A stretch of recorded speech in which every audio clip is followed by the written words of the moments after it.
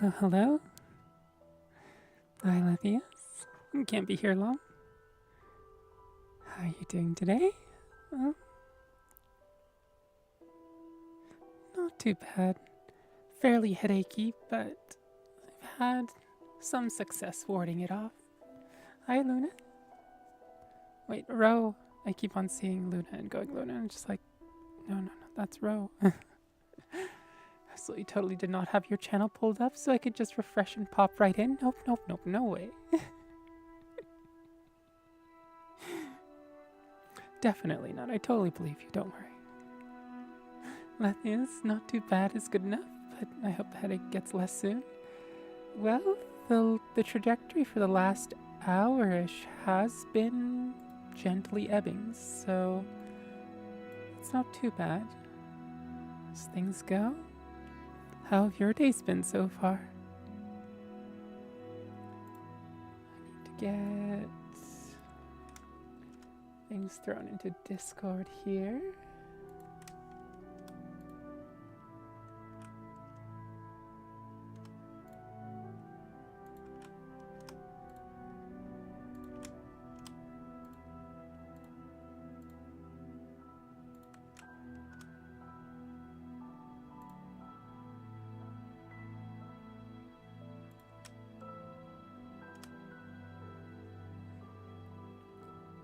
Nice.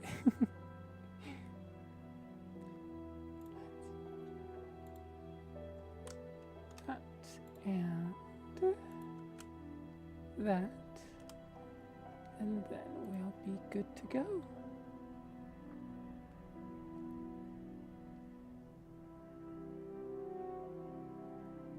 Oops, I think I need to... Yes, there we go.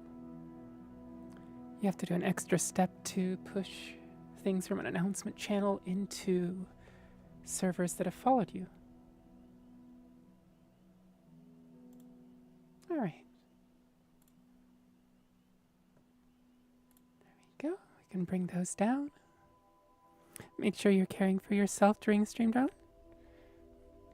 I will definitely try, although I do need the help of everyone.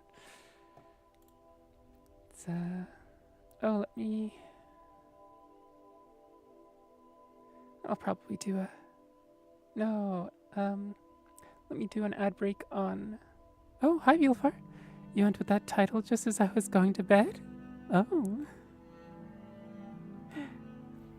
Hopefully this will help you go get to sleep then. Though I do have to do a quick ad break so the pre-rolls turn off. So for anybody that's not a sub, pardon me for just 3 minutes.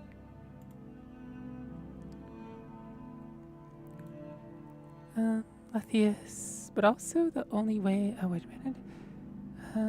Oh, my day is the worst and tomorrow will be even worse. I have to come to terms with the fact that my study is not working and my relationship isn't either. I just feel like I have to make big changes soon. Yeah, that's... Both of those are big changes, even alone, let alone together on the same day. It's terrifying, but also the only way... Yeah, often those sorts of things are better addressed quicker rather than slower. So yeah, often they can just worsen. Relationship, not relationships. They don't have multiple. Let's see, let's just do a few stretches.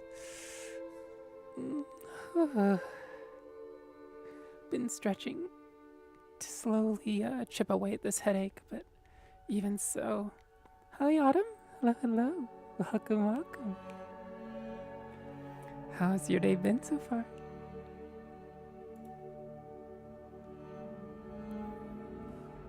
Well, life is life, right? Shit happens? Often, yeah. It's, you know, it would be nice if there wasn't as much pain and suffering, but sometimes there is, and if you can deal with it well, all the better.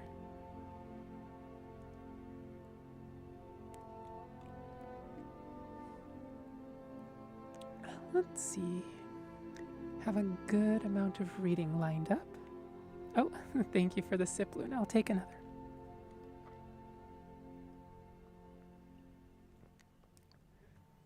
The Women's March thing was nice to, nice visited for the first time. I'm sure there was something over here too. There tends to be every year, although I think nowadays I just can't make it. But back when I was out in the city fairly frequently for performance, every once in a while I'd come back and I think often it was Pride that I saw, but I think International Women's Day March was something I noticed as well. Taking the bus. After a long and tiring day yesterday, I got some actual good sleep and I've just been relaxing and reading most of the day. Oh. What sort of things are you reading, if you don't mind me asking?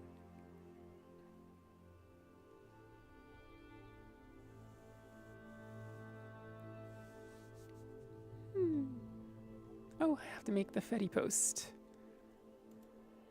Pardon me.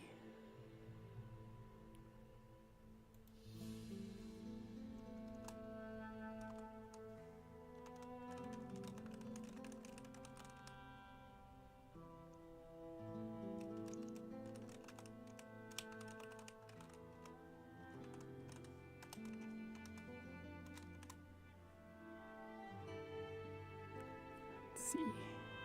Get that posted. Get that posted. And there we go. Hi, No Talent. I'm reading this nice bedtime story called Sonata Theory by Pepokoski and Darcy. Sonata Theory.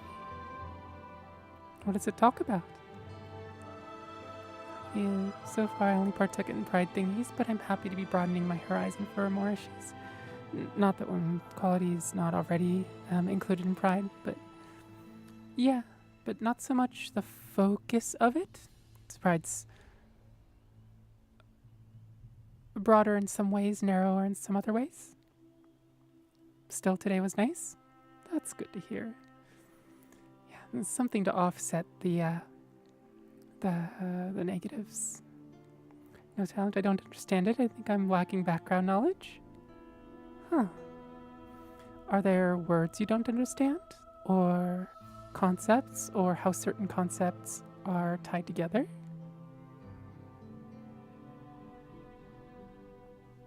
Oh.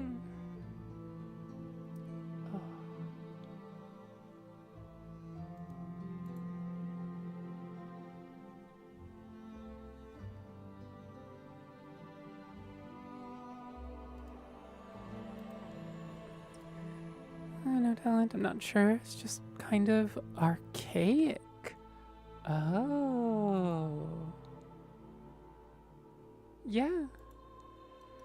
I could see that. Sometimes sometimes books are like that, unfortunately. Let's see. Screen view.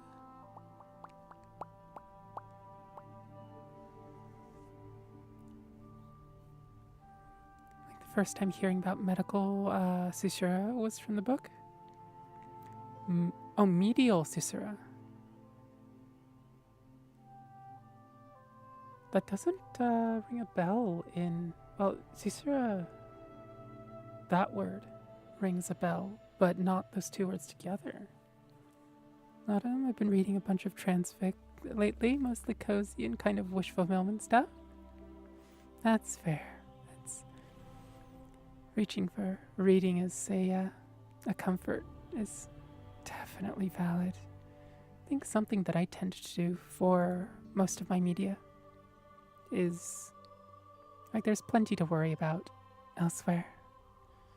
And so, yeah, comfort things. And often, including reading or watching things that I've already read or watched. As often I, have a lot of anxiety, and so new things can be fairly difficult. Just stepping into it. And it definitely helps if there's some tie-in to stuff that I already know about. Actually, fanfics are really good in that sense. And that a lot of the time they are heavily enmeshed in something that, I already know, and often a world that I already know. But in getting to explore new and interesting facets of it, or exploring facets of characters, or reimagining them,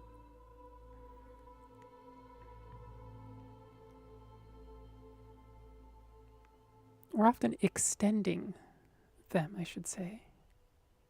Not so much like rewriting the character as putting them in new situations or extending their timeline past what the official authors could.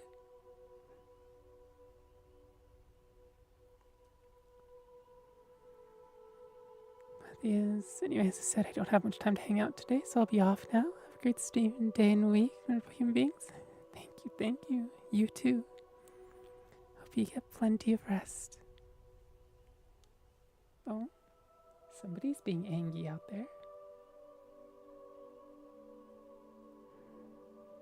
No talent.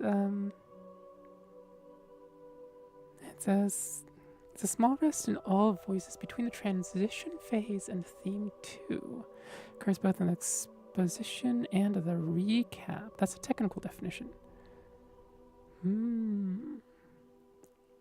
So theme 1, exploration of theme 1, transition, and then theme 2 and the exploration of theme 2. And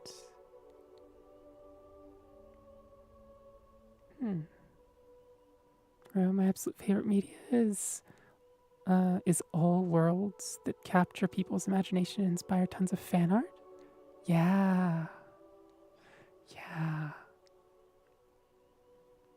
And the various sorts of fan art that come out. Because everyone, has their various different art styles. And the way those art styles bring about various facets of the world and the character and accentuate certain things. Yeah, it's so fun to explore.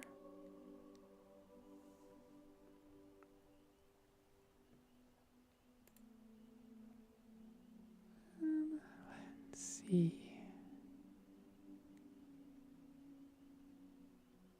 I have a nagging feeling that I haven't done something, but I think all of my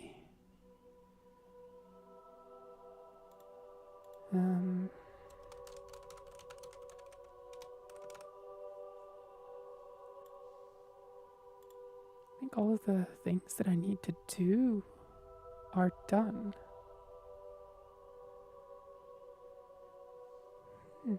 Oh, Calcitora Velcara, welcome. Hello, reading Don Quixote. Don't remember the exact story. Can you remind me what it's about again?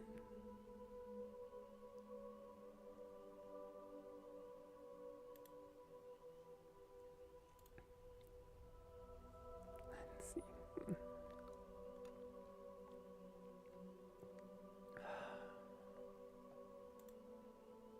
Yeah, looks like I think I've done everything I need to for the stream. I don't know whether I'm actually properly forgetting anything, or whether I'm so ready today that it feels like I'm just done earlier than I need to be, and it feels weird. Not quite sure which one of those it is. Frankly, everything I know about Don Quixote, I know from the musical Man of La Mancha.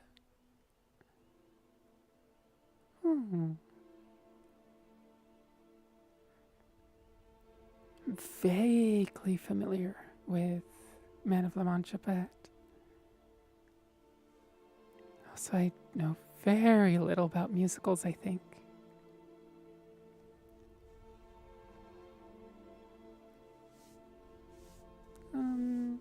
Castador. It's a critique of Spanish feudalism in the guise of Don Quixote going on fanciful quests. Ah, so it is the person I was thinking of.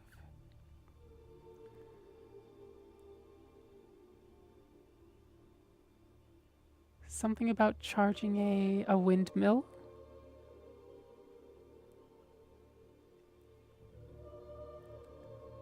Thinking it's a monster or something like that? The windmills are giants, yes? Ah. Yeah, there's... Oh. I think there's the D&D, a fairly well-known D&D story about a pagoda, I think. Is it a pagoda? Or is it a... Oh, what are those buildings called that tend to be set out in the middle of gardens that slightly raised platform, tend to be hexagonal or octagonal, a roof, a railing, somewhere to have a nice little tea party? Gazebos. There we go. Yeah, gazebo, not pagoda. Yeah, the D&D gazebo story.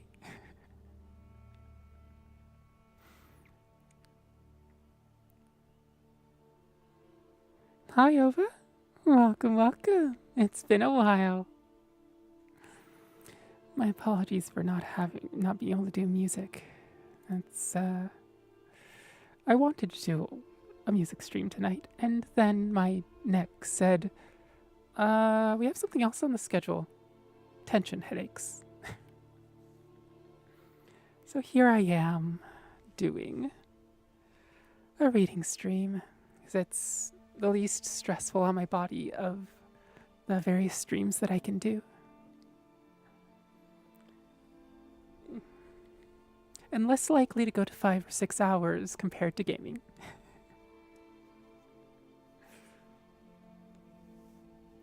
If you're, Gasatora, hate those. I get ice pick headaches occasionally, and they're the worst. What are ice pick headaches? It's not a term I'm familiar with.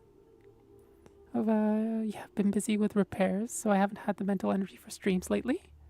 What sort of repairs? Is it on the chair that you were working on at some point? Or something else?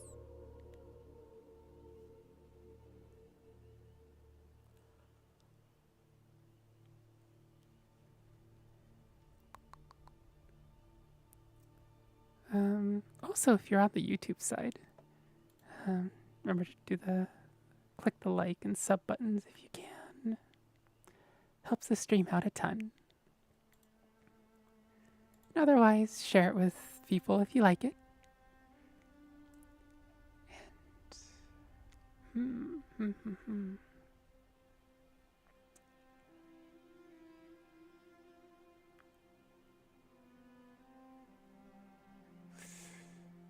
let's see. No, my brother's basement stairs. The supports were rotting out, so I had to cut them out and replace. Very excited about having a welder now, though. Oh yeah, you mentioned that, didn't you? Getting a fairly accessible and easy to use welder recently, right? Being able to repair not just wood, but also metal.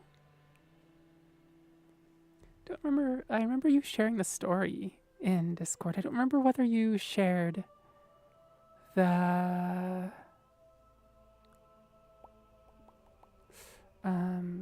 oh, what's its face?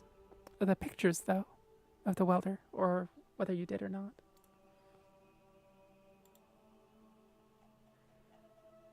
There's the tangent about late Middle English. Let's see, there's Hadu with her ukulele. Vivian art. Yeah. I think you told us about it, but didn't share any pictures. Of just impatiently waiting for the welding helmet so I don't go blind. The squint not enough.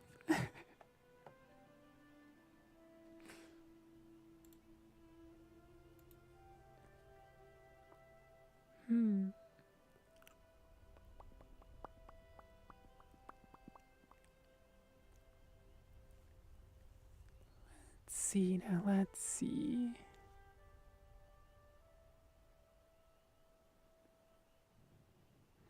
Oh, I'm terrible about that. That's why I don't Instagram food. I never remember to take a pic before eating. No, that's totally fair. I'm very much like that.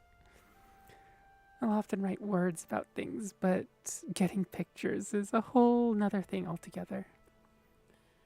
I think my cats are the subject of 90% of my pictures. And even then, sharing them is not something I do too frequently. I do sometimes. Especially, I think there's a picture that I shared somewhere. I think it was in Discord. Of Aurora, my cats, you called? Yes, yes. 3 of them. So I have a calico named Mew, who, if you hear a cat, it's her.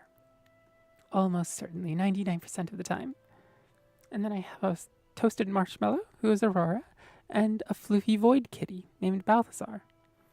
And often Aurora likes to sleep in Balthazar's little circle.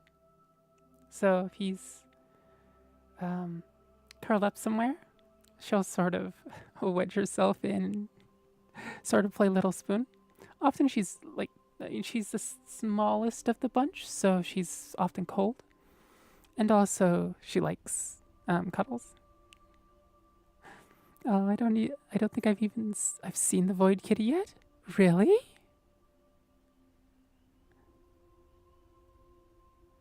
I'll have to make it a point next time we have a music stream to get Balthazar on camera.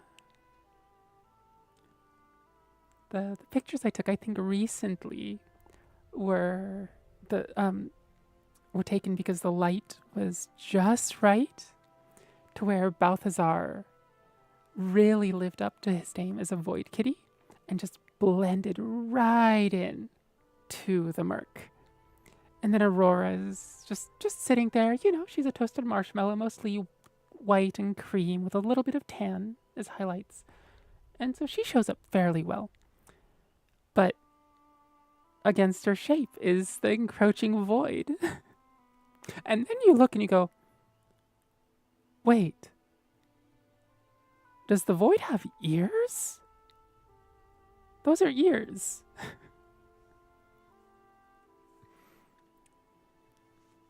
I've stopped by Harbor Freight today to get an angle grinder, my favorite toy store. Heavy duty toy store. To be fair, the void is hard to discern. He often can be.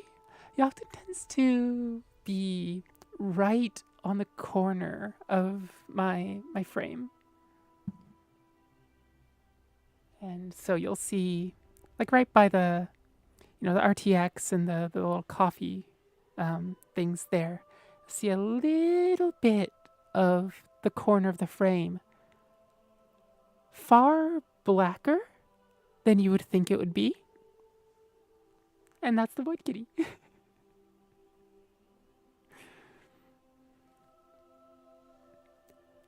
Alright, let's see. Shall we live up to the name of the stream and do some actual reading?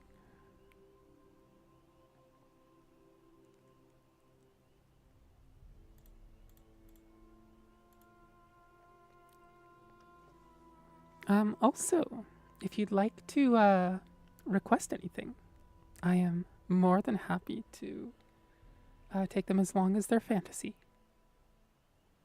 I'm kind of wondering if I need to...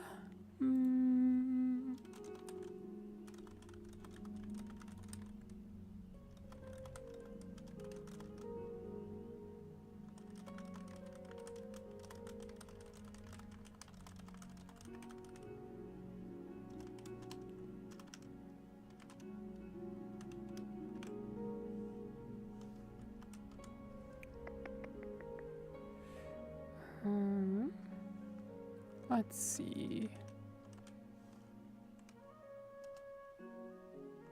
There we go. So I should make a point of not telling the Void Kitty my true name. I mean, I think the only thing Balthazar would ever use it for is just to ask for cuddles. He's named after a god of fire and combat. But really, his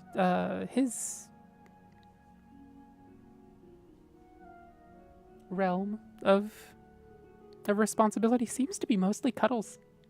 Mostly cuddles. Oh, that would be advisable. When I meet the Fae, I like to give them my dead name to frustrate them. Right? Looking over everything and trying to find somebody by their dead name, and it's just like... It's like they don't even exist anymore. They just poofed. What happened?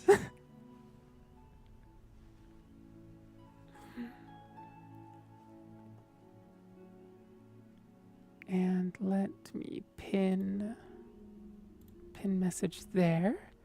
And pin message on the Twitch side as well. That can go until end of stream. And there we go. Oh, my dead name was never my true name, so it has no power over me. That's true. That's true. Dax, insert pointing at head gif.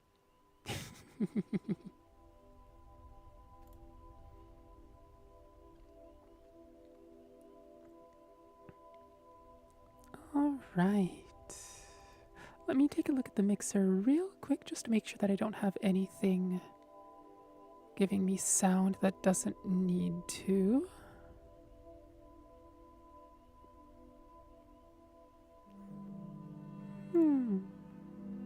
Let's see.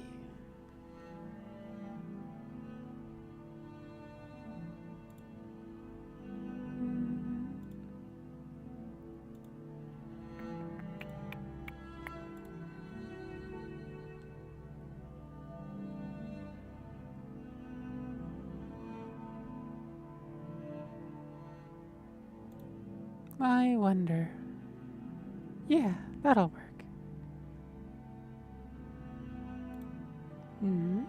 There we go.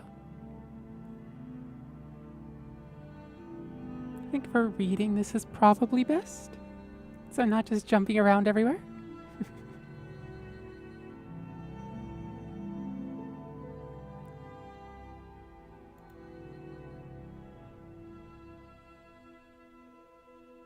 Autumn giving a Fae your dead name. They begin to laugh as they tell you that it belongs to them now. For real? You mean it's gone? Completely?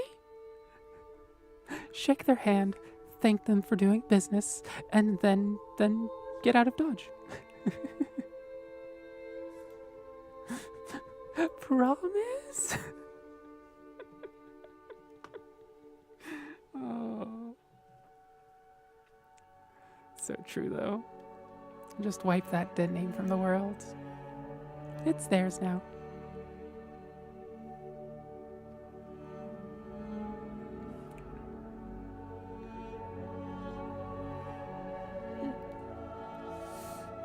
Oh. Definitely. Oh. Hello, Void Kitty. Speaking of, I have a little stool by my computer chair. And it's there for usually Mew, who feels very uncomfortable on the desk, whereas Aurora is totally comfortable interjecting between my keyboard and me. But surprisingly, Babs is here tonight, and he wants his share of head pats and scritchies. Although when he looks up, you get to see his two little fangs, and he looks like a vampire. The cutest, floofiest vampire ever. He gives head bonks and purrs. Don't you, Balthazar? You're a good boyo. Now. You can head bonk me, but you can't head bonk the mic, okay?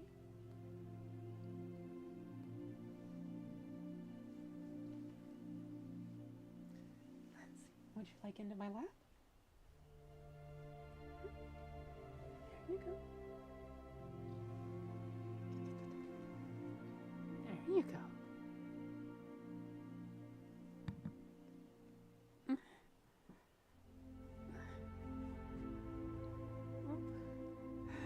There we go. Uh-oh. I might need something on my arm. There we go. Unfortunately, he loves cuddles way too much, and so we'll sit here and, just gently make biscuits. But that means if my arm doesn't have enough protection.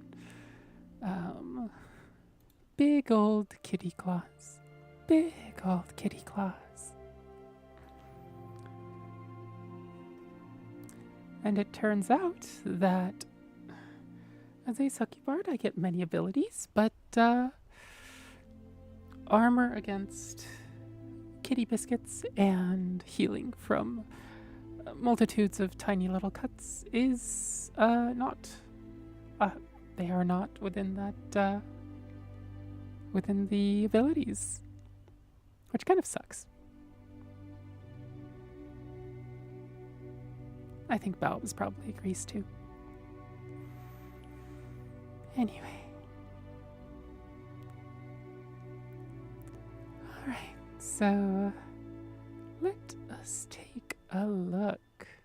Oh, again, if you'd like to hear anything in my voice that is fantasy, I'm more than willing to take a look.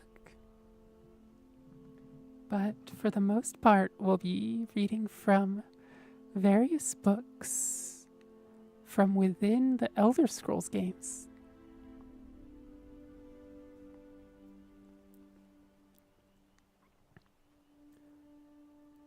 So the first one is a general book called The Provinces of Tamriel.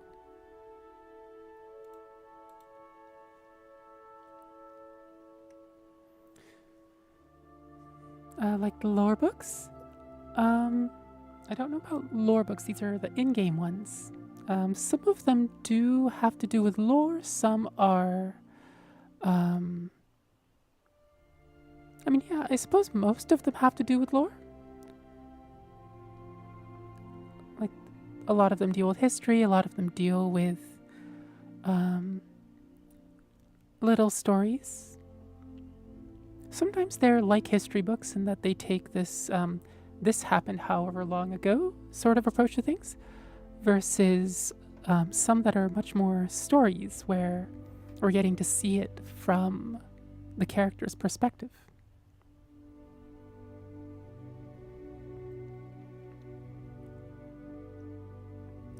The Provinces of Tamriel. The Empire of Tamriel encompasses the 9 imperial provinces: Skyrim, High Rock, Hammerfell, Somerset Isle, Valenwood, Elsewhere, Blackmarsh, and Morrowind. And, of course, the ancient imperial province itself, Cyrodiil. Morrowind was among the last of the provinces to be integrated into the Empire, and because it was added by treaty and not by conquest, Morrowind maintains exceptional power to decline local law by reference to ancient Great House precedents. Skyrim, also known as the Old Kingdom of the Fatherland, was the first region of Tamriel settled by humans from the continent of Atmora. The hardy, brave, warlike Nords whose descendants still occupy this rugged land. Though more restrained and civilized than their barbarian ancestors, the Nords of the pure blood still excel in the manly virtues of red war and bold exploration. Hammerfell is primarily an urban and maritime province, with most of its population confined to the great cities of Sentinel and Strosmkai, and to other small port cities among the islands and along the coast. The interior is sparsely populated with small, poor farms and beast herds. The Red Guard love of travel, adventure, and the high seas has dispersed them as sailors, mercenaries, and adventurers in ports of call throughout the Empire. High Rock encompasses the many lands and clans of Greater Brittany, the Deles Isles, the Biose River tribes, and by tradition, the Western Reach. The rugged highland strongholds and isolated valley settlements have encouraged the fierce independence of the various local Breton clans, and this contentious tribal nature has never been completely integrated into a provincial or imperial identity. Nevertheless, their language, bardic traditions, and heroic legends are a unifying common legacy. The Somerset Isle is a green and pleasant land of fertile farmlands, woodland parks, and ancient towers and manors. Most settlements are small and isolated, and dominated by ruling seats of the local wizard or warlord. The Isle has few good natural ports, and the natives are unwelcoming to foreigners, so the ancient chivalric high culture of the Aldmer is little affected by modern imperial mercantilism. Valenwood is a largely uninhabited forest wilderness. The coasts of Valenwood are dominated by mangrove swamps and tropical rainforests, while heavy rainfalls nurture the temperate inland rainforests. The Mosmer lived in timber clan houses at sites scattered along the coast and through the interior, connected only by undeveloped foot trails. The few imperial roads traverse vast, dense woodlands, studded with tiny, widely separated settlements, and carry little trade or traffic of any kind. The Khajiit of southern Elsewhere jungles and river basins are settled city dwellers with ancient mercantile traditions and a stable agrarian aristocracy based on sugarcane and salt rice plantations. The nomadic tribal Khajiit of the dry northern wastes and grasslands are, by contrast, aggressive and territorial tribal raiders, periodically united under tribal warlords. While the settled south has been quick to adopt imperial ways, the northern nomadic tribes cling to their warlike barbarian traditions. Most of the native Argonian population of Blackmarsh is confined to the great inland waterways and impenetrable swamps of the southern interior. There are few roads here, and most travel is by boat.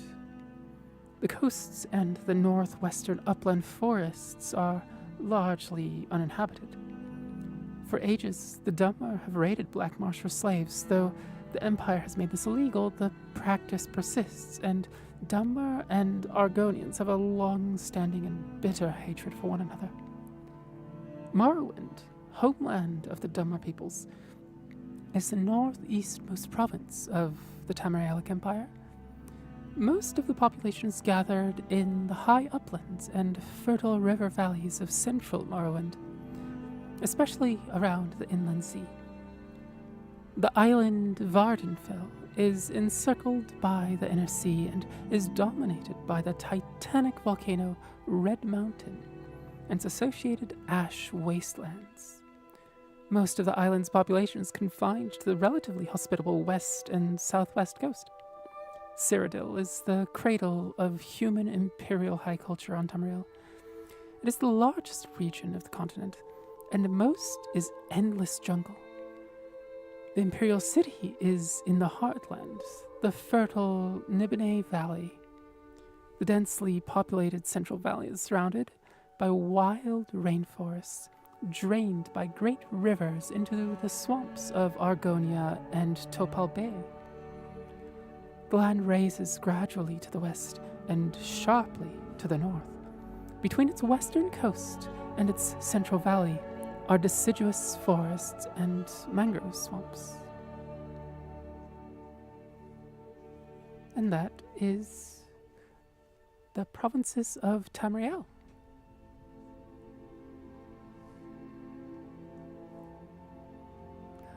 Of Dex, I consider all in-game stories and history to be lore.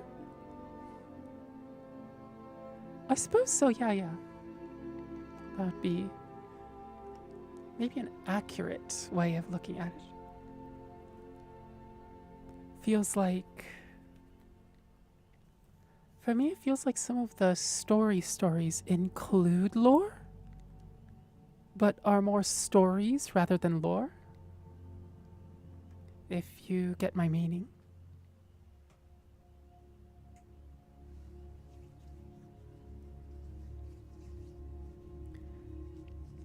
Let's see, what shall we read next? What shall we read next?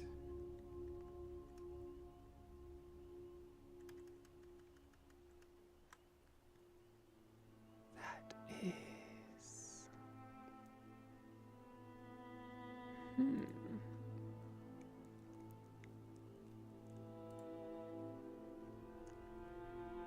How about Ice and Chitin?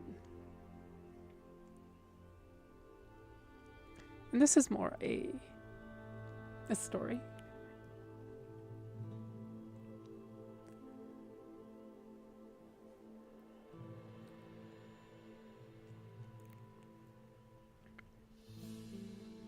Ice and Chitin. The tale dates to the year 855 of the Second Era, after General Talos had taken the name Tiber Septim and began his conquest of Tamriel. One of his commanding officers, Beatia of Iliolos, had been surprised in an ambush while returning from a meeting with the Emperor. She and her personal guard of 5 soldiers barely escaped and were separated from their army. They fled across the desolate, sleet-painted rock cliffs by foot. The attack had been so sudden they had not even the time to don armor or get to their horses. If we can get to the Gorvi Ridge, hollered Lieutenant Ascutus, gesturing towards a peak off in the mist, his voice barely discernible over the wind. We can meet the Legion you stationed in Pornak. Beatia looked across the craggy landscape through the wind-swept, hoary trees and shook her head. Not that way. We'll be struck down before we make it halfway to the mountain. You can see the horse's breath through the trees. She directed her guard toward a ruined old keep on the frozen isthmus of Nerone, across the bay from Gorvi Ridge. Jutting out on a promontory rock. Promontory rock, there we go. It was like many other abandoned castles in northern Skyrim, remnants of Riemann Cyrodiil's protective shield against the continent of Octavia. As they reached their destination and made a fire, they could hear the army of the war chiefs of Dawnstar behind them, making camp on the land southwest, blocking the only escape by the sea. The soldiers assessed the stock of the keep while Beatia looked out to the fog-veiled water through the casement of the ruin. She threw a stone, watching it skip across the ice, trailing puffs of mist, before it disappeared with a splash into a crack in the surface. No food or weaponry to be found, Commander, Lieutenant Ascutus reported. There's a pile of armor in storage, but it's definitely taken on the elements over the years. I don't know if it's salvageable at all. We won't last here long here, Beatia replied. The Nords know that we'll be vulnerable when night falls, and this old rock won't hold them off. If there's anything in the keep we can use, find it. We have to make it across the ice floe to the ridge.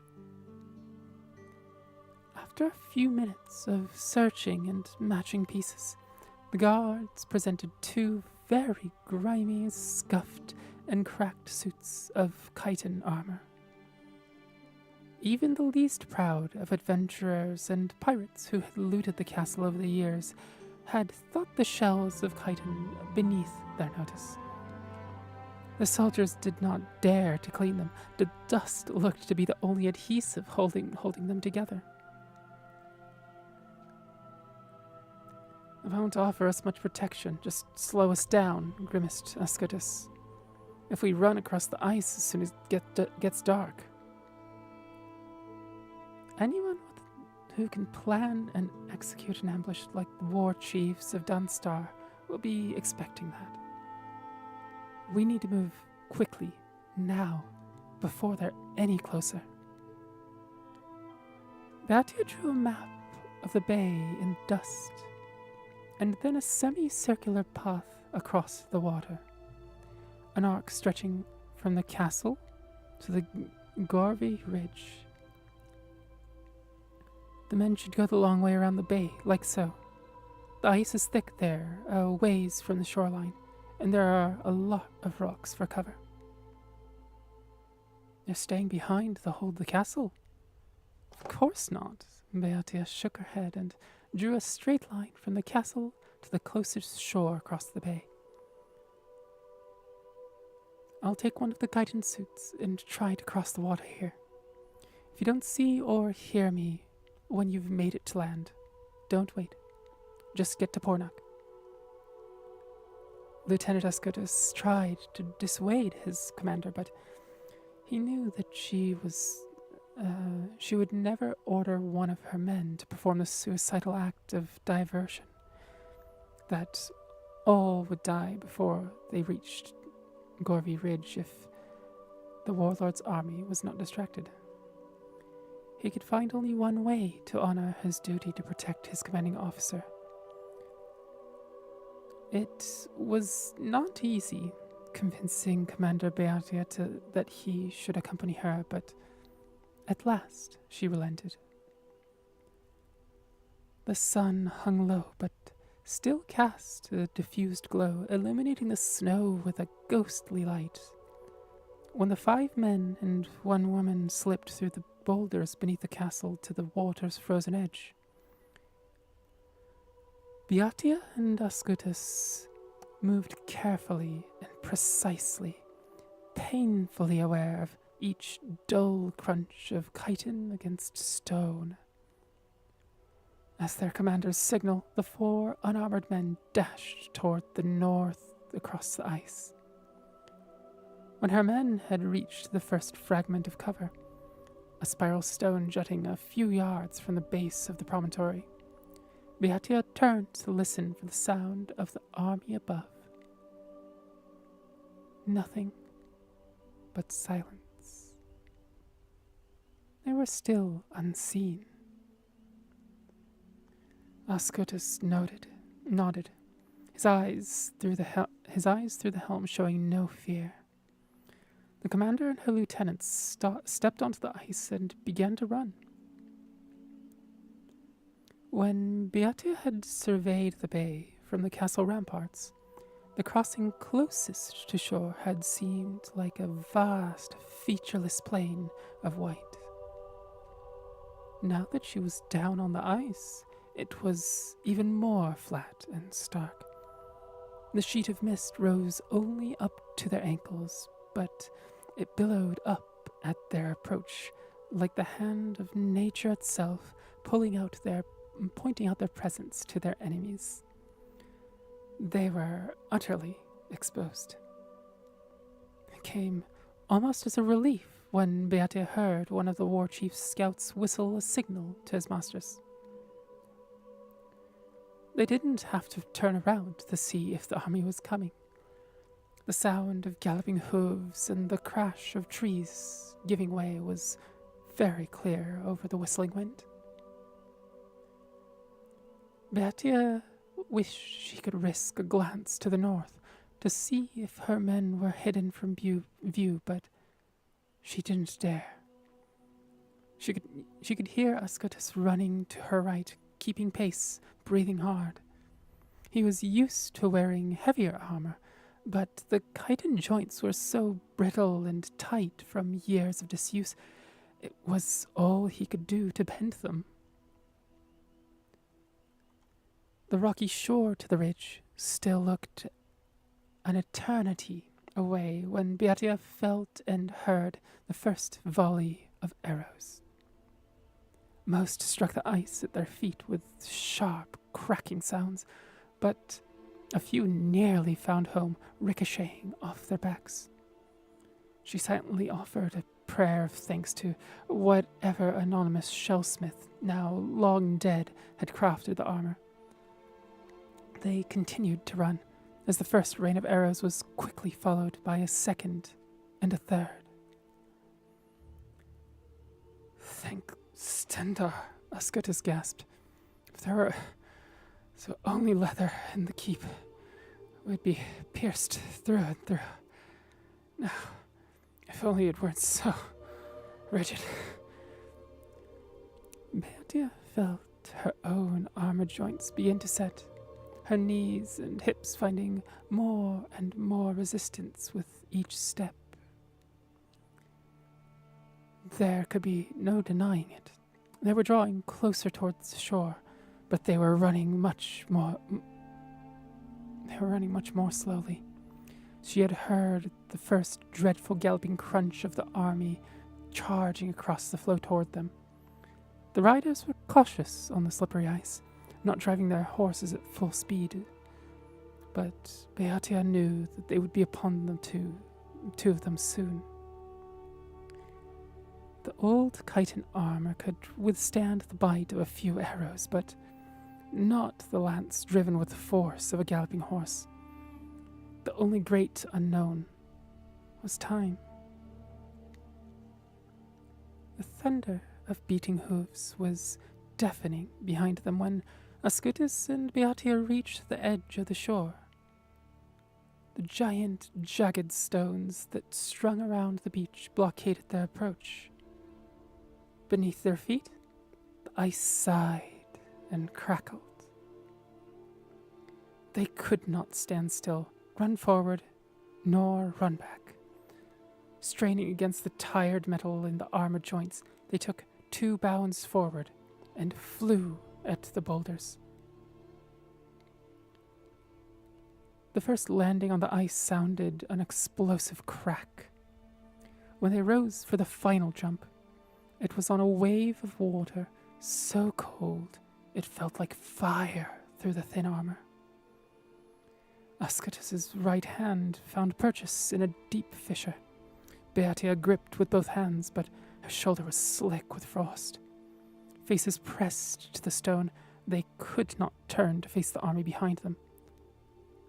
But they heard the ice splintering, and the soldiers cry out in terror for just an instant.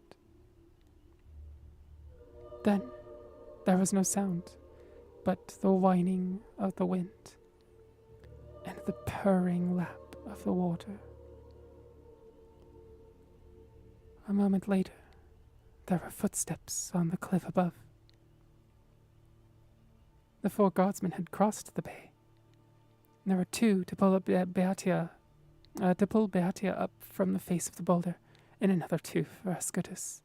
They strained and swore at the weight, but finally they had their commander and her lieutenant safely on the edge of Gorvy Ridge.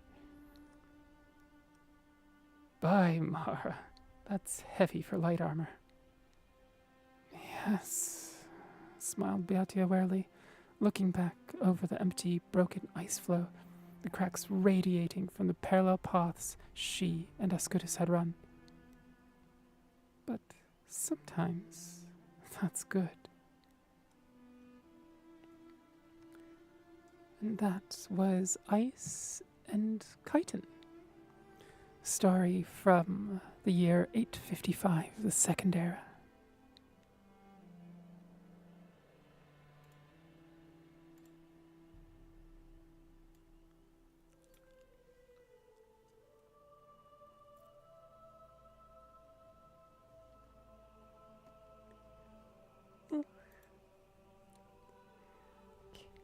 Let me be good to my body real quick and stretch.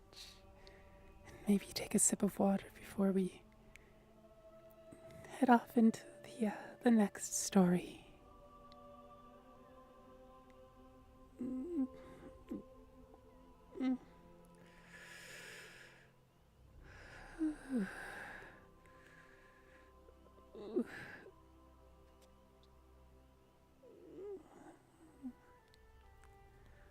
I'm kind of wondering how many people are actually familiar with any of the lore from the Elder Scrolls. Because I know, at the very least, Oblivion and Skyrim were fairly popular games. I suppose so was the Elder Scrolls Online, for its own part.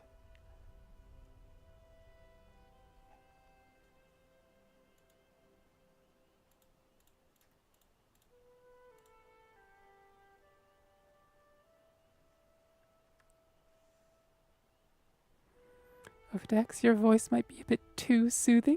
I'm risking falling asleep in my chair. You could always just put me on the phone and take me to bed.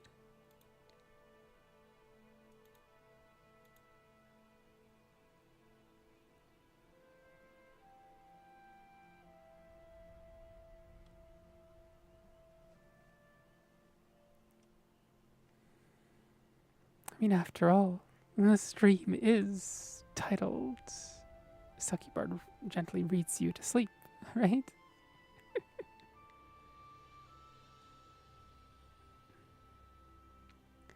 Then again, maybe you don't want to fall asleep just yet.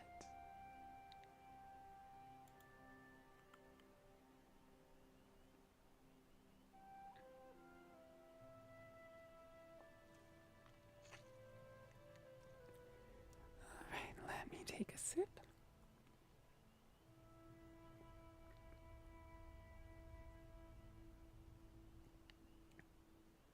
There we go.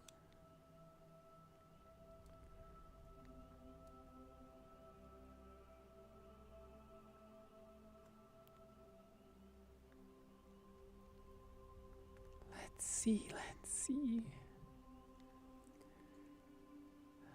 What shall we read next?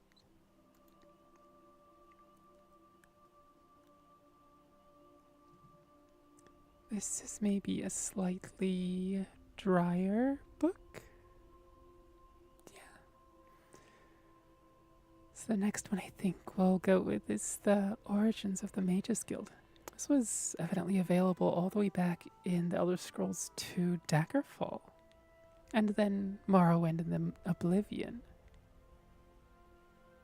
Although not Skyrim? Interesting.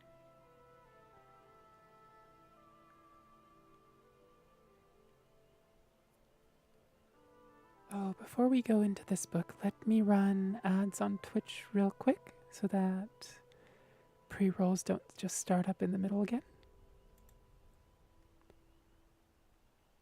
We'll just chat for a few minutes, I think.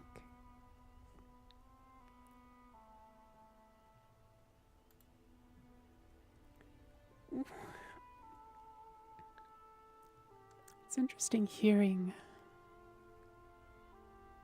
because I think Skyrim, the game Skyrim, takes place in the 4th era?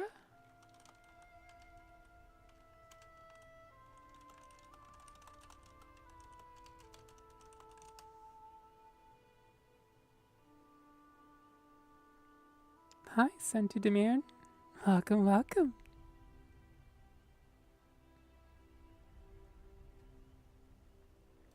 How's your day been so far? We're just waiting for about 2 minutes before we get into the next story.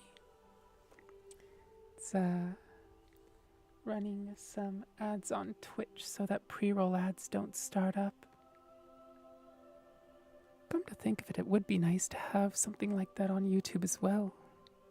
So that YouTube just randomly gives people ads of I really don't remember much of the story from the Elder Scrolls games. All that has been overwritten with other information? What sort of other information? Other sorts of lore? Or more technical knowledge?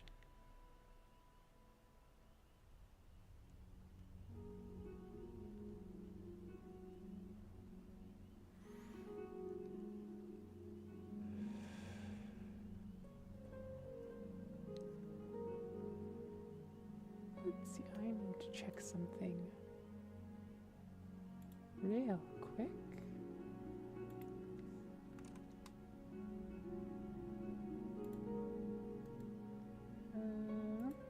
There we go. And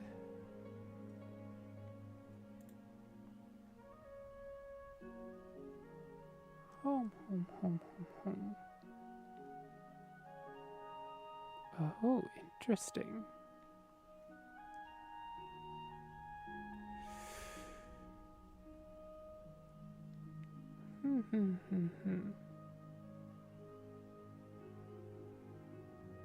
Okay.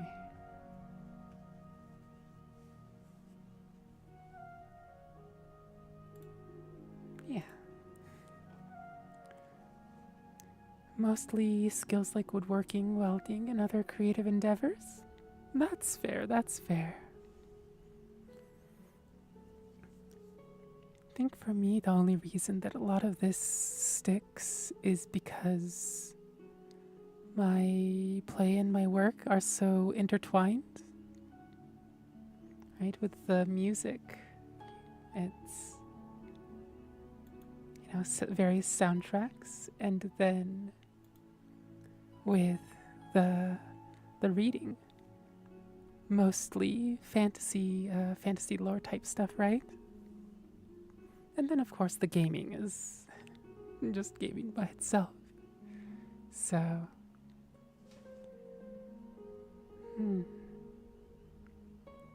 perhaps one of these days I'll actually salvage my old Skyrim mod list and see what we can do. 'Cause there's a lot to explore there.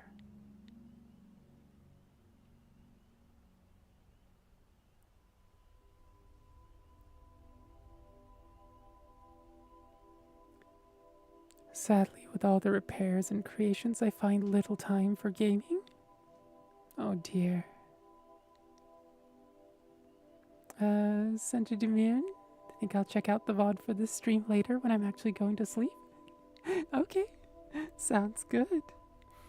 Thanks for being here. I hope you enjoy when you try to go to sleep.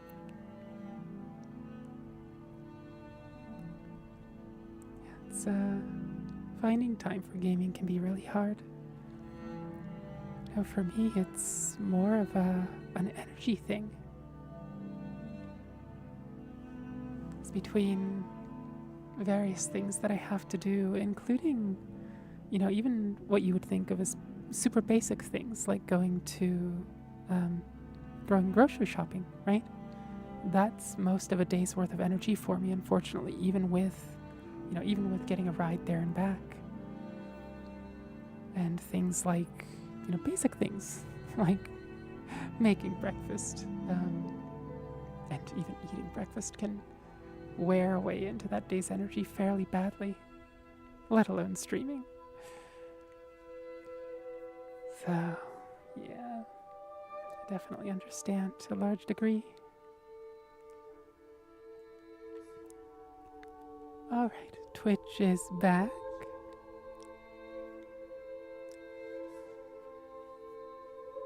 So this book is called Origin of the Mages Guild. The idea of a collection of mages, sorcerers, and other assorted mystics pooling their resources and talents for the purpose of research and public charity was a revolutionary concept in the early years of the Second Era. The only organization then closest in aim and structure to what we know today as the Mages Guild was the Psijic Order of the Isle of Artaeum. At the time, magic was something to be learned by individuals, or at most within intimate covens. Mages were, if not actually hermits, are usually quite solitary. The Psijic Order served the rulers of Somerset Isle as counselors, and chose its members through a complex, ritualized method not understood by outsiders. Its purposes and goals likewise went unpublished, and detractors attributed the worst evils as the source of the Order's power. Actually, the religion of the Old Order could be described as ancestor worship, an increasingly unfashionable philosophy in the Second Era. When Vanus Galerian, a Psijic of Artaeum and student of the famed Iakesis, began collecting magic users from around Somerset Isle, he attracted the animosity of all. He operated out of the urban center of Firsthold, and there was a common, and not entirely unfounded, attitude that magical experiments should be conducted only in unpopulated areas. Even more shocking, Galerian proposed to make magical items, potions, and even spells available to any member of the general public who could afford to pay. No longer was magic to be limited either to the aristocracy or intelligentsia. Galerian was brought before Iakesis and the king of Firsthold, Rilis XII, and made to state the intentions of the fraternity he was forming. The fact that Galerian's speech to Rilis and Iakesis was not recorded for posterity is doubtless a tragedy, though it does afford opportunity for historians to amuse one another with speculations about the lies and persuasions Galerian might have used to found the ubiquitous organization. The charter, at any rate, was approved. Almost immediately after the guild was formed, the question of security had to be addressed. The Isle of Artaeum did not require force of arms to shield it from invaders. When the Psijic Order does not wish someone to land on the island, it and all its inhabitants simply become insubstantial. The new Mages Guild, by contrast, had to hire guards. Galerian soon discovered what the Tamrielian nobility had known for thousands of years. Money alone does not buy loyalty. The Knightly Order of the Lamp was formed the following year. Like a tree from an acorn, the Mages Guild grew branches all over Somerset Isle, and gradually the mainland of Tamriel. There are numerous records of superstitious and sensibly fearful rulers forbidding the guild in their domains. But their heirs, or heirs' heirs, eventually recognized the wisdom of allowing the guild free rein. The Mages Guild has become a powerful force in Tamriel, a dangerous foe, if a somewhat disinterested ally.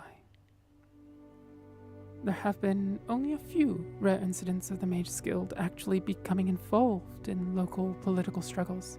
On these occasions, the guild's participation has been the ultimate decider in the conflict. As begun by Vanus Galerian, the Mages Guild as an institution is presided over by a supreme council of 6 Archmagisters. Each guild hall is run by an Archmagister, assisted by a twofold council, the Master of Incunabula and the Master at Arms.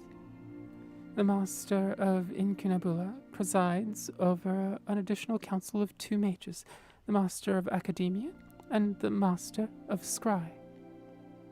The Master at Arms also has a council of 2, the Master of Initiates and the Palatinus, the leader of the local chapter of the Order of the Lamp. One not need be a member of the Mages Guild to note that this is carefully contrived hierarchy.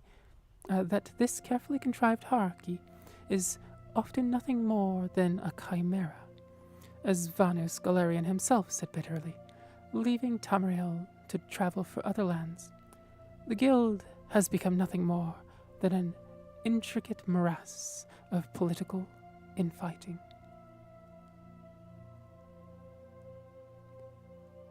And that is the origin of the Mages Guild.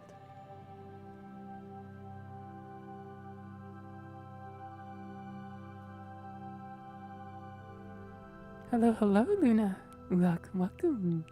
How's your evening been so far? Morning? Evening? Afternoon? Afternoon? And hi, War. Welcome, welcome.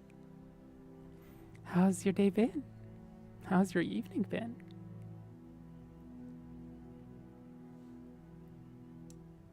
Ova? Okay, I think at this point I'll head to bed. Oh, night-night, Ova. Thanks for coming. And I hope you have a good rest.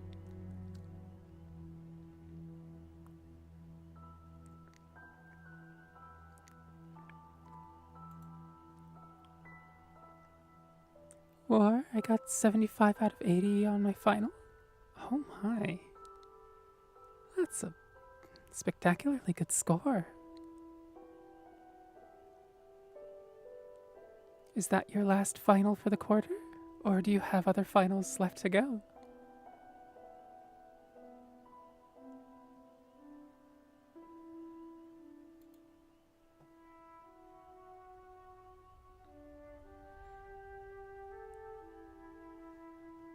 Or you needed 60% to get an A in the class?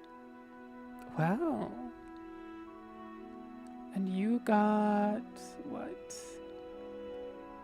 That's 6.25%, so 93.75% on that final? Oh, you're halfway through the semester. Wait, your place works in semesters? Huh. Only 1 class left? That's not too bad. Do you have a little bit of time to actually study for it? Or are you doing a finals marathon?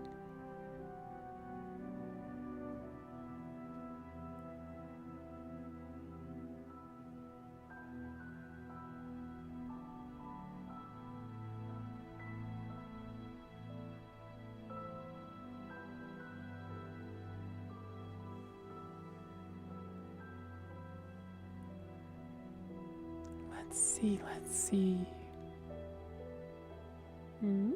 What's that face?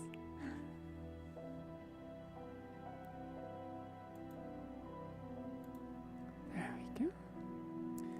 More. You took 2 classes, 1 7-week, 1 15-week class? Wait, so that was the final for the 7-week class? And then you have half of 1 class left? Is that how that's working there?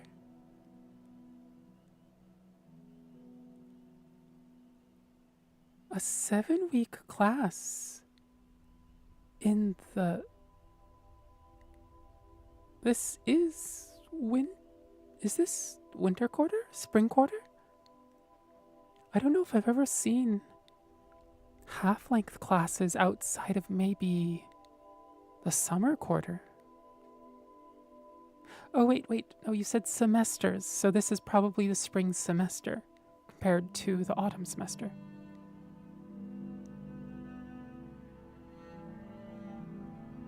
Spring, yeah, that makes sense. That makes sense.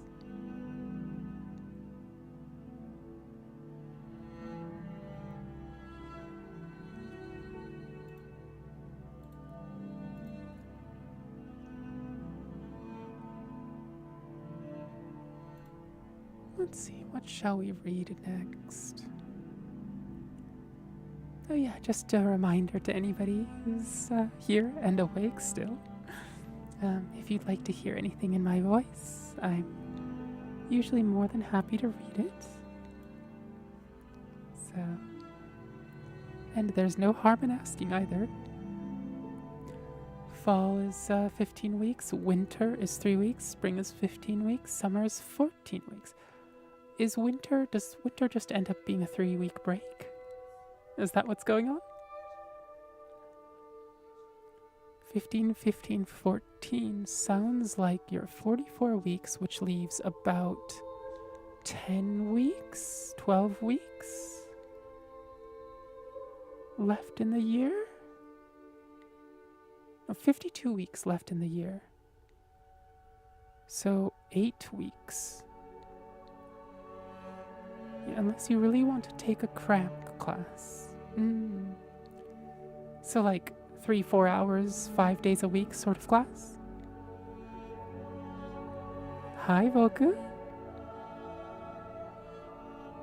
Oh, you can say fantasies in your voice? With your voice?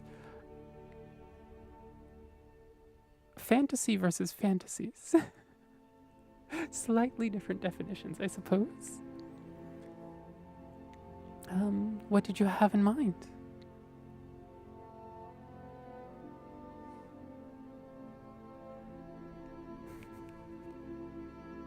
Taking notes? Or are you writing a fanfic? Either works. I mean, we've read 2 excerpts from fanfics so far, I think. And then we've had 2 excerpts from the Discworld series. We had the little short story, They're Made Out of Meat, yesterday. And then a bunch of stuff from the Elder Scrolls as well, right? How you doing? Fairly decently now. Today was mostly a headachy day.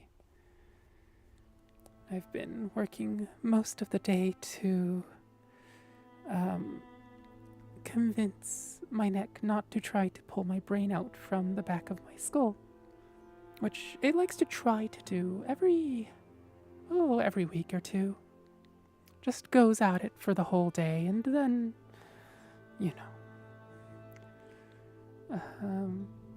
oh, you also had a headachy day? Oh, dear. My condolences to you. Headaches are... I don't remember where the quote is from, but there are 2 things that a person finds it very, very hard to,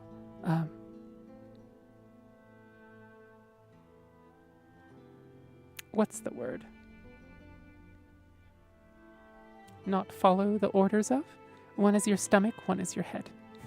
I.e., stomach aches and headaches are very, very difficult to just boulders through. Okay, took some medicine and put my massage gun to my temples. Yeah, that's I think for me, my headaches tend to start around the back of the skull. It's like right at the very, very tippy top of your neck, and then sort of around the back towards your ears. And I was a lot of today ended up being manually trying to convince that part of my neck that, it didn't have to clench quite so hard, that it was doing its job okay, and that it didn't have to, go overboard. You had a headache because of tummy hurt, really? Or what book were you reading? I've been chewing through Black Prism by Brenda Weeks. The Mistborn series is good too. So the books that I've been reading are short stories from within the Elder Scrolls universe for the most part. And then I think we've read part of, I think, the intro to the Celestia Code by Esau is something that we've read multiple times. I think the intro to the game Icewind Dale 2 is something that we've taken a look at. I forgot what the other fanfic was that we took a look at. Oops, sorry. And then there, Made Out of Meat is a fun little a short little fiction piece. It's about two aliens that have discovered that are scanning this sector for intelligent life and have found humans.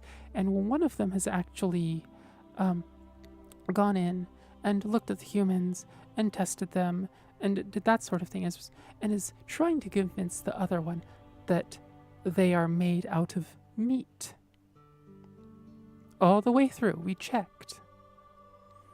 And the other one spends much of the conversation very much in disbelief. From, okay, but how does that even work? How do they communicate, right? And it's flapping the meat together. But then how do they think? Obviously, it's, we checked. Yes, of course. That they absolutely did. I believe multiple times. And then it's like, okay, but what constitutes their brain? It's like, they're made of meat. It's meat. The meat thinks. And so yeah, it's really, really fun. It's funny. I won't spoil the conclusion in case you're able to actually tune in when perhaps I read it again. Maybe by request even. But also, we've read an excerpt from Terry Pratchett's Discworld book, The Hogfather. And that was a conversation between Death and his granddaughter, Susan, about the little lies and the big lies, and what makes humans human. And then I think we also read the intro to The Color of Magic, which is the very, very first Discworld book. Sounds kind of chaotic, like a mix of the Good Omens and Dorian Gray. Good Omens is not nearly as chaotic as Discworld. Good Omens is Terry Pratchett and whatever his face was, and Discworld is just 100% from the mind of Terry Pratchett. And it's in more boring universes, there are, planets and stars, and they're all spheres, but on the very, very edges of the bell curve, that's where this universe exists. It's a disc resting on the back of four great elephants, who themselves stand on the pockmarked shell of the great space turtle Atuin.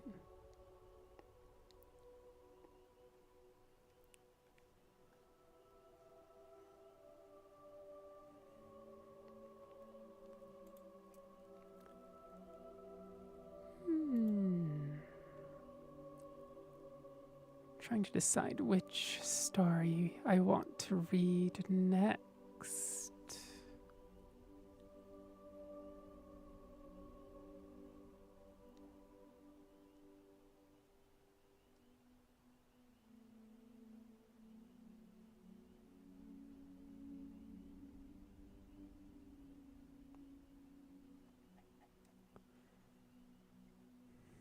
Long pork? Long pork? Not quite sure. I think that one went totally over my head, and I don't know the context. Or you think you've seen illustrations of that? Disc on elephants on turtle? Yeah. Often it's one of the funniest images is, this is what NASA doesn't want you to know, doesn't want you to see. And it's the disc, the disc world. The other one is,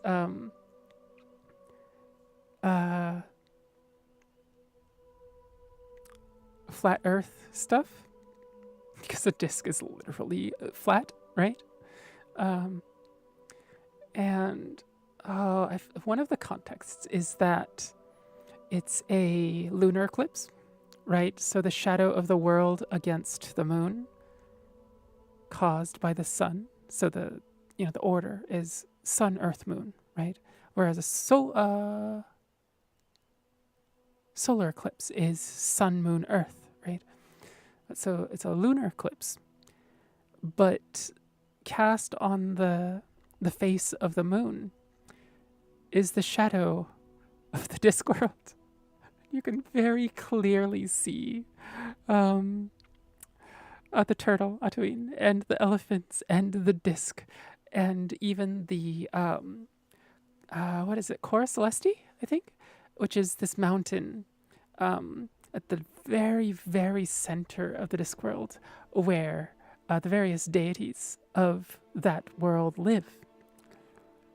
Boku doku. A way to call humans human meat, I think, from some book or something. Long pork. Interesting. That's kind of odd.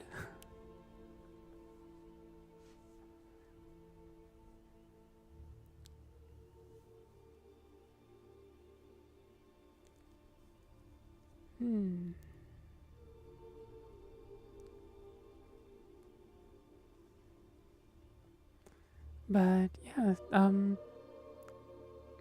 if you've read Good Omens, Discworld is probably going to be even more enjoyable. And there may be a lot of books in the series, but most are fairly self-contained. The first two books are a pair, but beyond that, they're mostly self-contained, and you can enjoy each book on its own. And there's still some Easter eggs. Things make more sense, given the context of various things happening in the Discworld. But even then, there's a mini-series, right?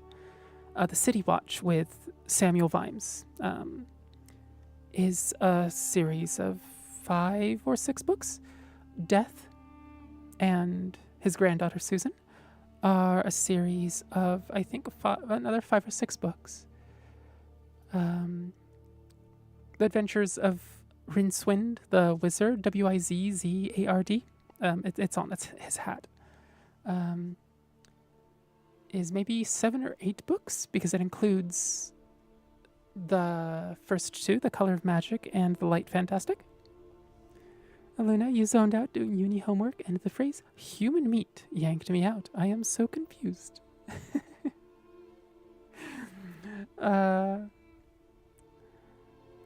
In the context of this channel, maybe perhaps human meat is maybe has a slightly more lewd context. But the context we were talking about it in was the short story that we read last night called They're Made Out of Meat, which is a conversation that's happening between 2 aliens that are scanning the sector of space that Earth resides in for intelligent life. And one of the aliens has actually seen humans and like, that story, I love it. Yeah, okay, you know the story then. But yeah, that's human meat. Here we are all made out of meat. Hi, nice. Oh my god, the audio on Twitch is so much better. It is 3 times better. 3 times.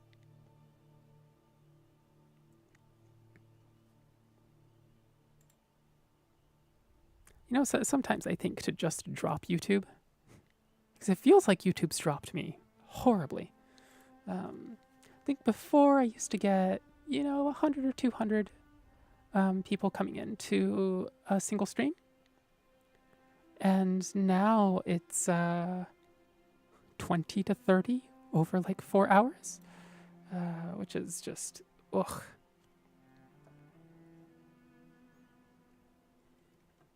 And so I actually wonder if I should just pool everything onto Twitch and just save the YouTube channel as an archive of sorts, because like YouTube doesn't pay me anything, because I have to get a certain amount, like 3,000 watch hours or something per year. And not only that, I have like 2,100 in there, and the monetization window only shows like 700 of that or something like that. Meanwhile, Twitch is like, yeah, you got a sub, you get some money.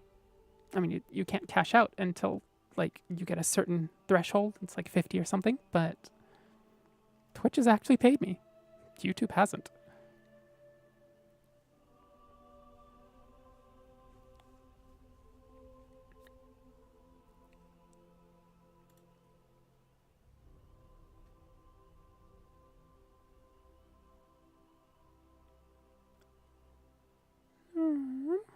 Let's see.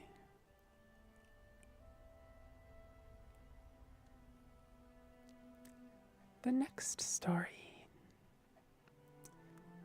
Let's see, Luna. It feels like YouTube used to push live streams hard for a few months, and then it just dropped it after that. You see like 8 or 9 live streams recommended in an hour. Now I only see 1 or 2 in a day? Holy cow. That... Luna, around when did that happen, do you think? Boku, I never get live streams recommended on YouTube? Yeah.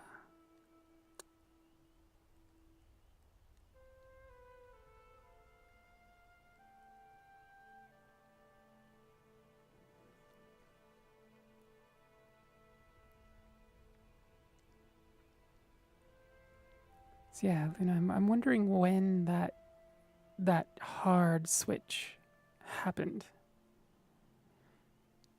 And most live streams I see are political. Admittedly, the subject is my default.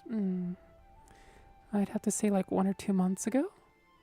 Interesting.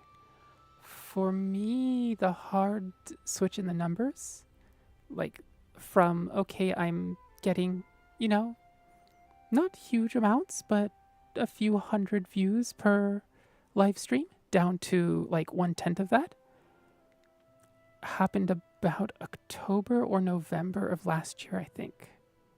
It wasn't actually a hard switch, but more gradual. Yeah. Interesting.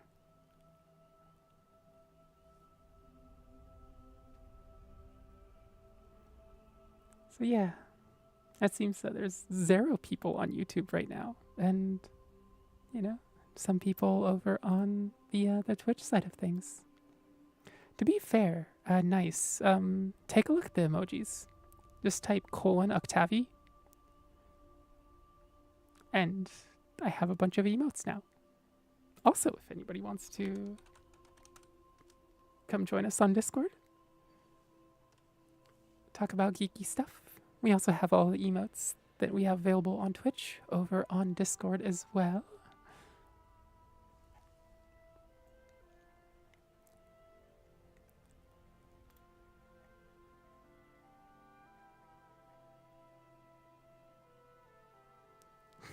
The emotes are so cute. They are. They're bloody adorable.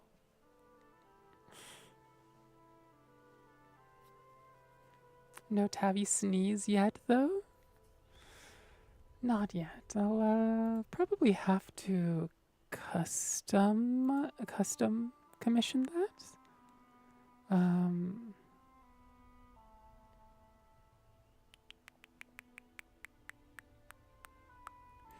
Let's see, let me take a look. So I have more emotes than I can actually get into Twitch at the moment. We need more subs, more concurrent subs to get more emote slots. I think we're sitting at 10 sub points. I think the next milestone is 30 sub points. But looking through my available emotes, there is no Tavi Sneeze just yet. Yeah, not in this pool. And there's one blowing a kiss, but not a sneeze. Yeah, not a sneeze. I wonder.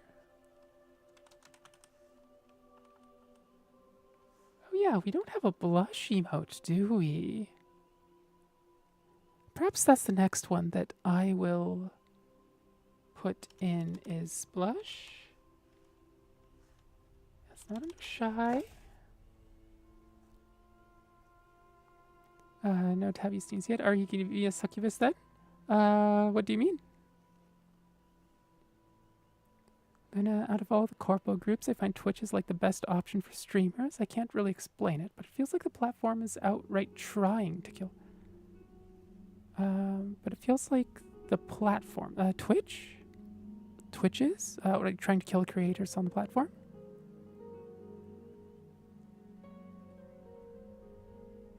Oh, Succubard title in your current model? I mean, I'll probably just keep being a Succubard. It's all of the things I do sort of fall under Bard.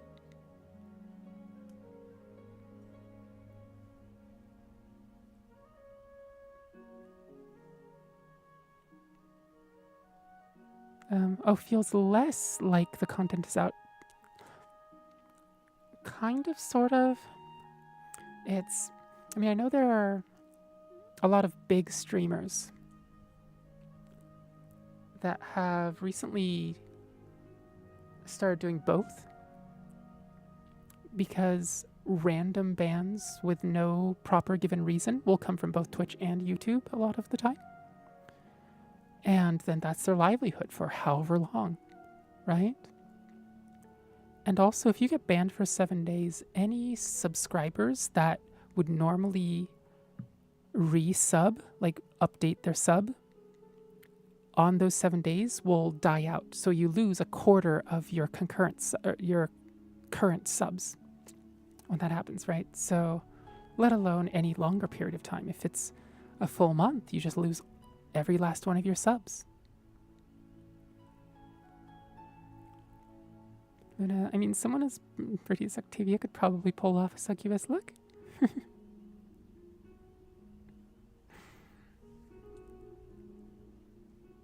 I mean, this is a succubus look.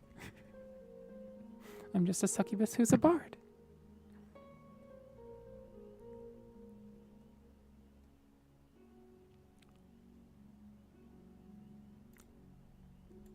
Why drain the vital energies of people through hard, grueling work when you can just, you know, play music for them and read them bedtime stories?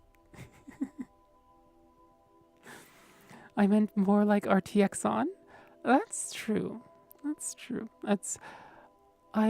There are certain things that I would like more in that particular the RTX on model that I just don't have the funds for. And especially with, you know, the YouTube views falling off the cliff, even less so, right? I can hardly get basic necessities, let alone, you know, something new for that model. The RTX off model is a little easier to get stuff for. The RTX on model is even the upkeep is costly, unfortunately. both in energy and also in funds. But maybe eventually, I would like it. At the very least, some little ram horns would be nice.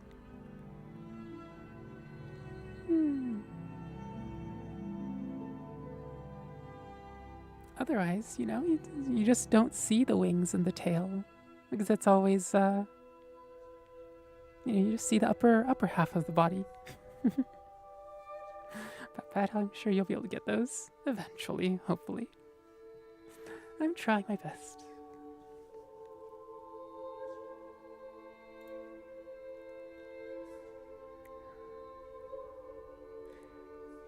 All right. Oh, Tabby sneeze. But perhaps there'll come a day when that particular command will work.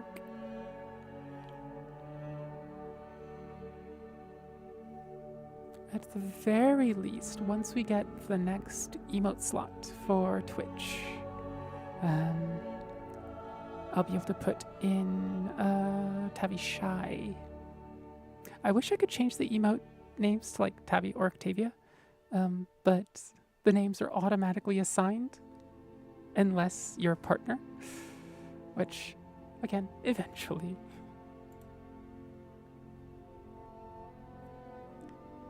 All right, so let's take a look at two fairly short. If you want wings, tail companies, my wings are incredibly cool. They move. Let me.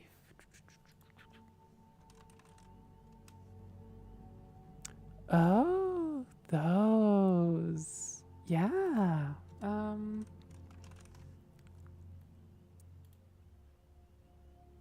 Wonder if they do. I don't think they do hip wings though. It looks like they mostly do back wings.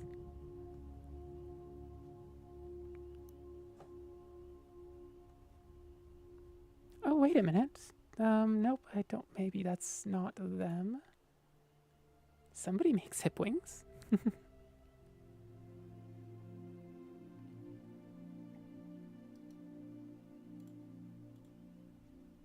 Bounce. Okay. You said that. Oh, you want scritches? Is that what it is?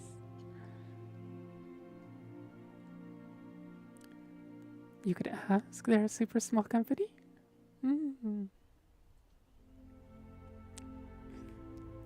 And eventually just cosplay myself? Almost all orders are custom anyways? Ah. I guess with hip wings, I don't know if they would even need to move, really.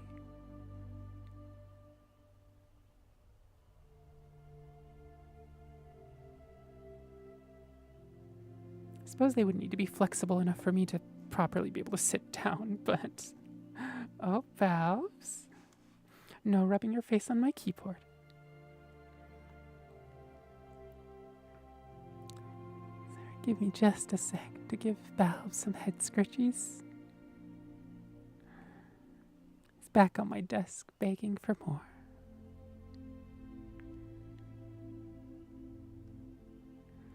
All right. Let's get back to reading, shall we? Oh, you have their ear gear? Ear greer? Waiting for my tail to come through customs? Ooh, that's exciting. How long do you have to wait?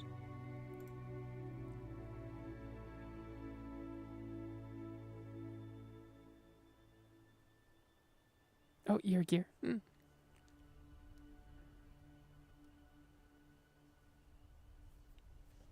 All right, let's see.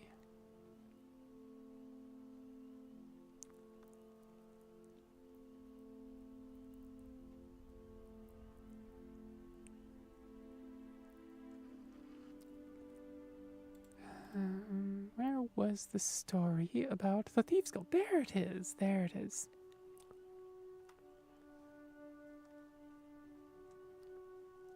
So this is called Myth or Menace.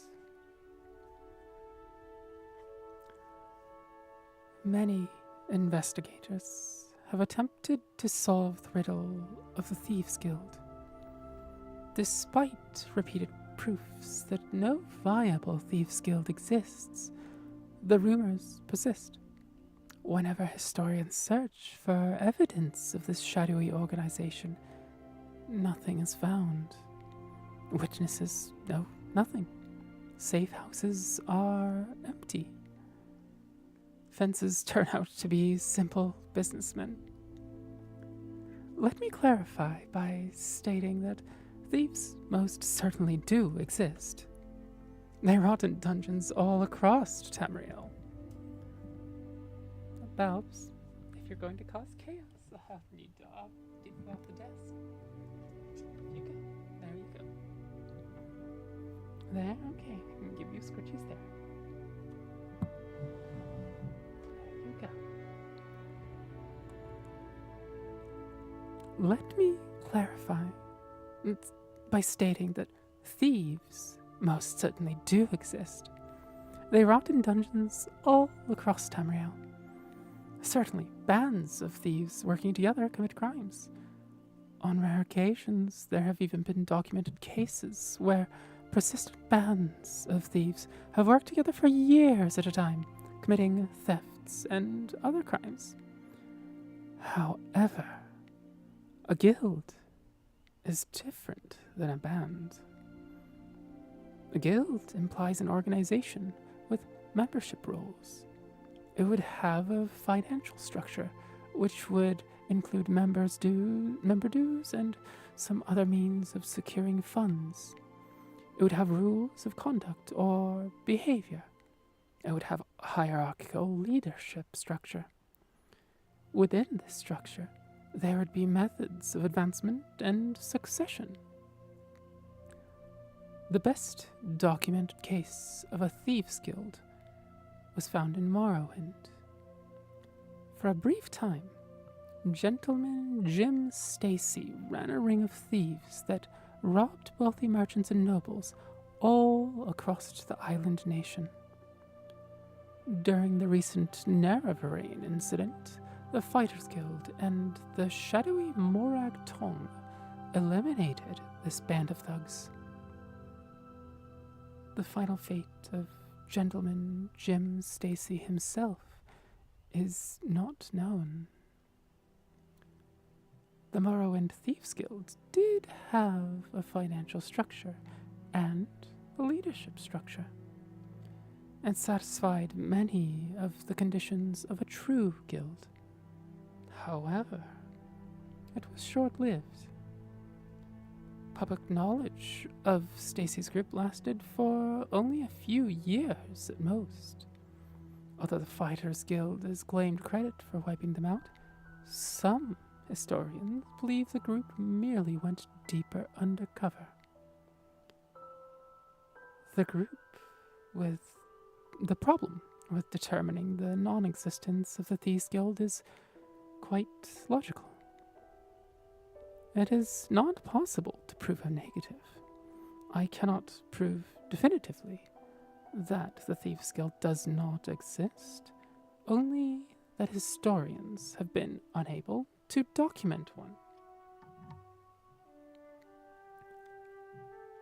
If the Thieves Guild were to be operational in Cyrodiil, one would think that crime would be rampant, which it is not. The very nature of thieves makes it impossible for them to trust one another sufficiently to work together for very long. By nature, a thief is a rule breaker. Therefore, an organization that has rules would fail if all its members were thieves. For these reasons, I dispute the existence of a modern-day thieves' guild in Cyrodiil. Written by an anonymous author. Was the Thieves Guild myth or menace? I believe we've done a little bit of reading about the Thieves Guild before. Luna, I have no idea since they screwed up the currency ones and they need to resubmit the documents. Oh dear. Want to read a short story I wrote a while back? Yes, of course. I would love to.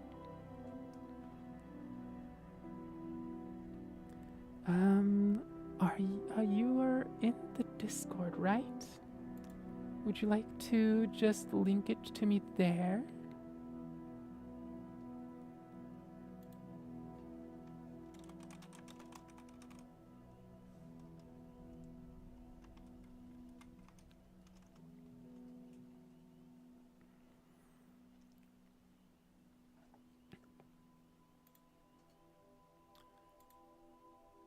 Home.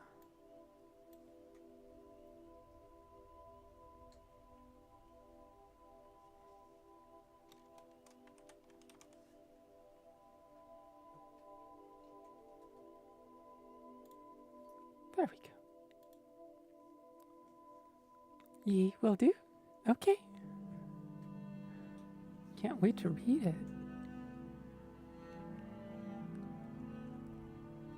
Oh, let me fill this time with another very short story. I believe, yes. So this is called Galarian, the Mystic,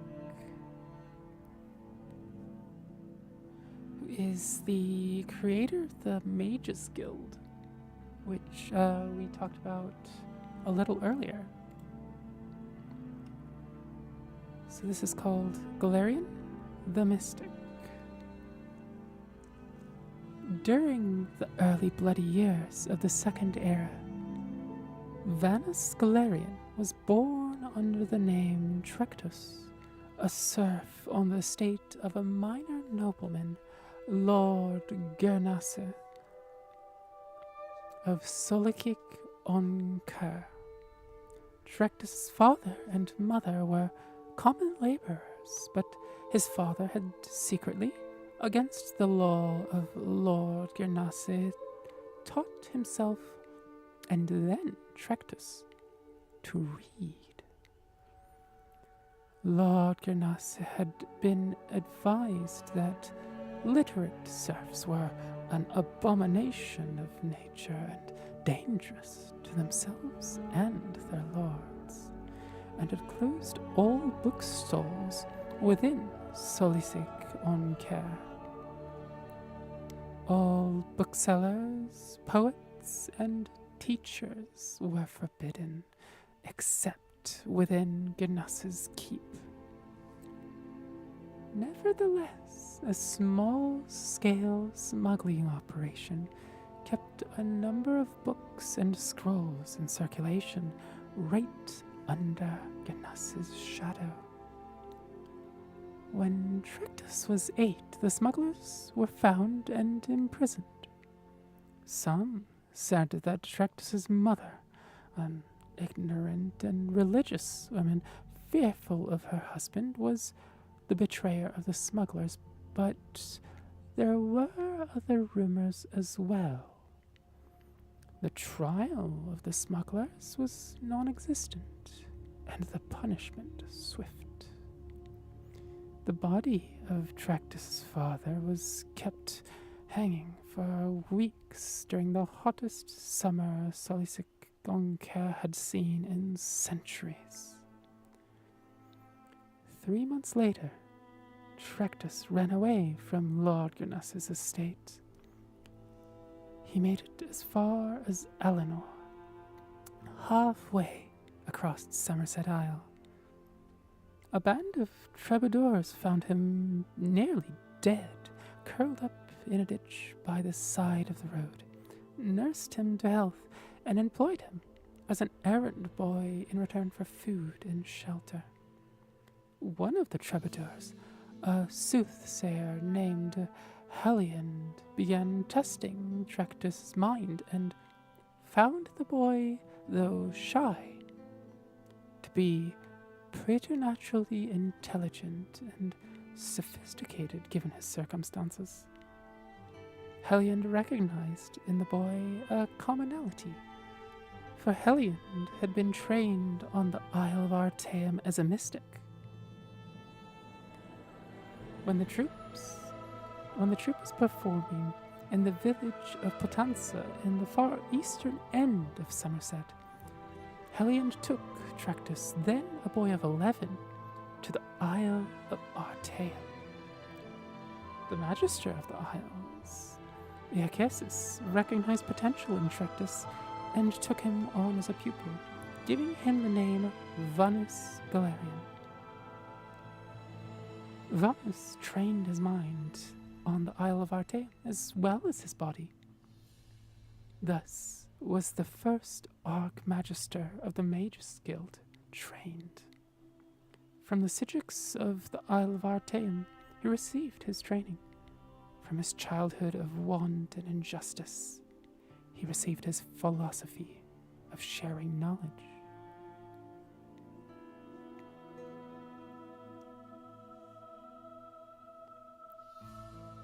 And that was Galerian the Mystic. A book available all the way from Elder Scrolls 2 Daggerfall all the way through Elder Scrolls 5 Skyrim.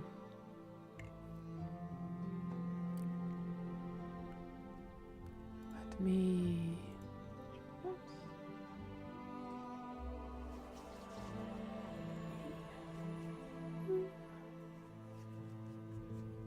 Oh, Luna, I didn't need to preface it's a story I wrote shortly after running away from home. It's incredibly sappy and lonely me wrote it to try to fill in a void.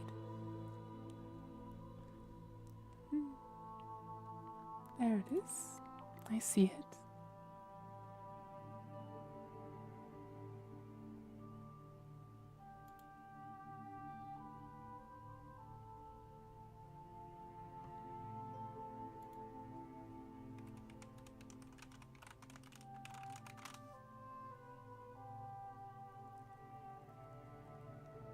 See. I see.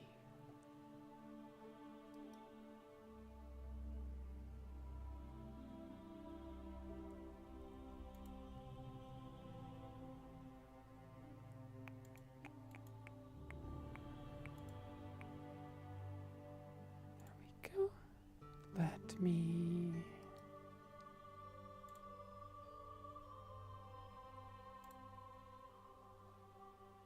Hope you enjoy it. I'm sure I will.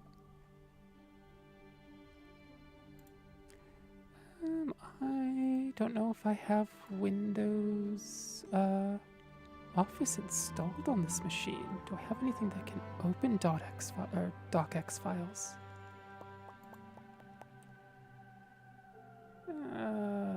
Opening it in Notepad++ makes it very garbled. I don't think I have LibreOffice installed. I'm sure I have the installer around here for it somewhere.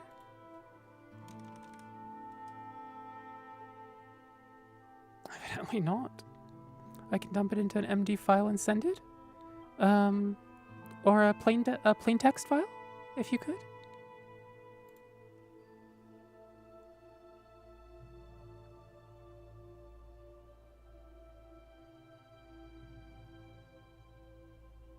Octavia, are you on Linux? No, I'm on Windows.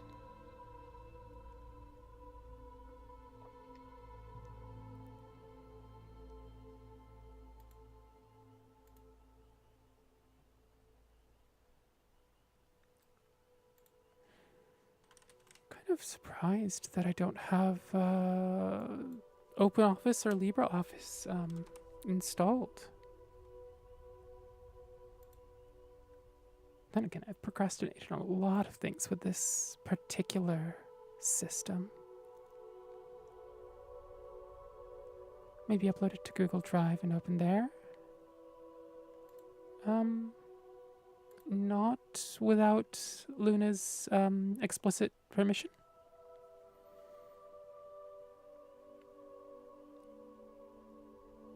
And let me do a quick ad. a quick set of ads on Twitch so that we can get rid of the pre-rolls. And yeah, and hopefully that'll give us enough time for Luna to get a plain text file going. Let's see, I can throw that over there and declare next stick. Go. Oh, you don't mind? Okay.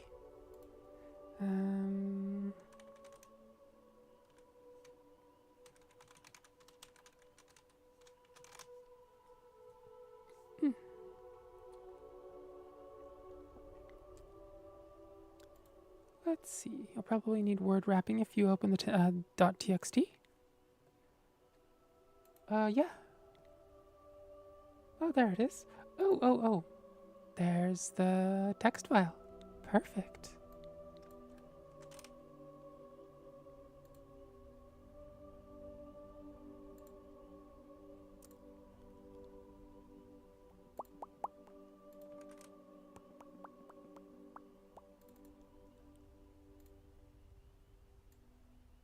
There we go.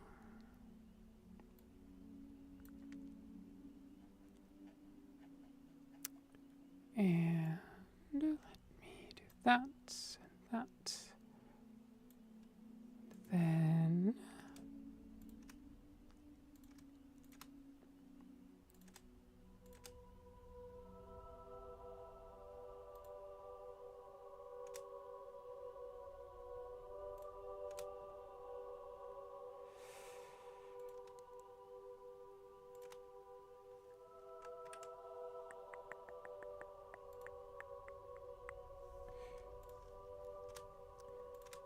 just get some what do you call it? Some paragraph breaks in here. There we go. Yeah, that looks a little better.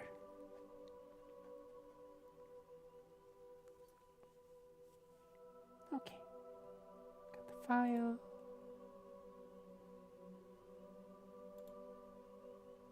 Discord again.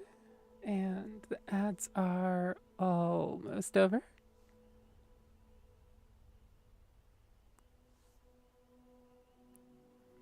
Give it another 30 seconds.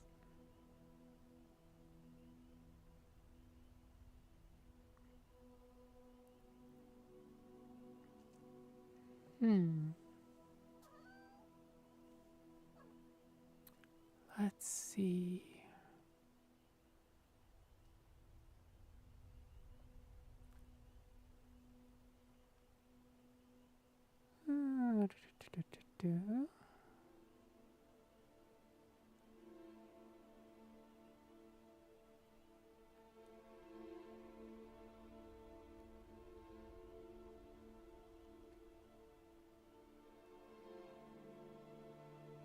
Okay, welcome back, Twitch.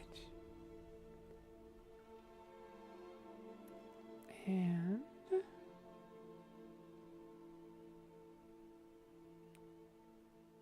okay.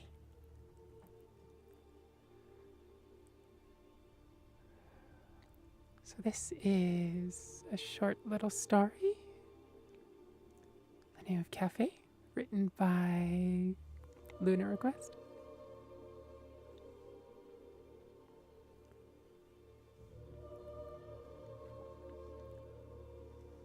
There was a steady cacophony of voices in the cafe.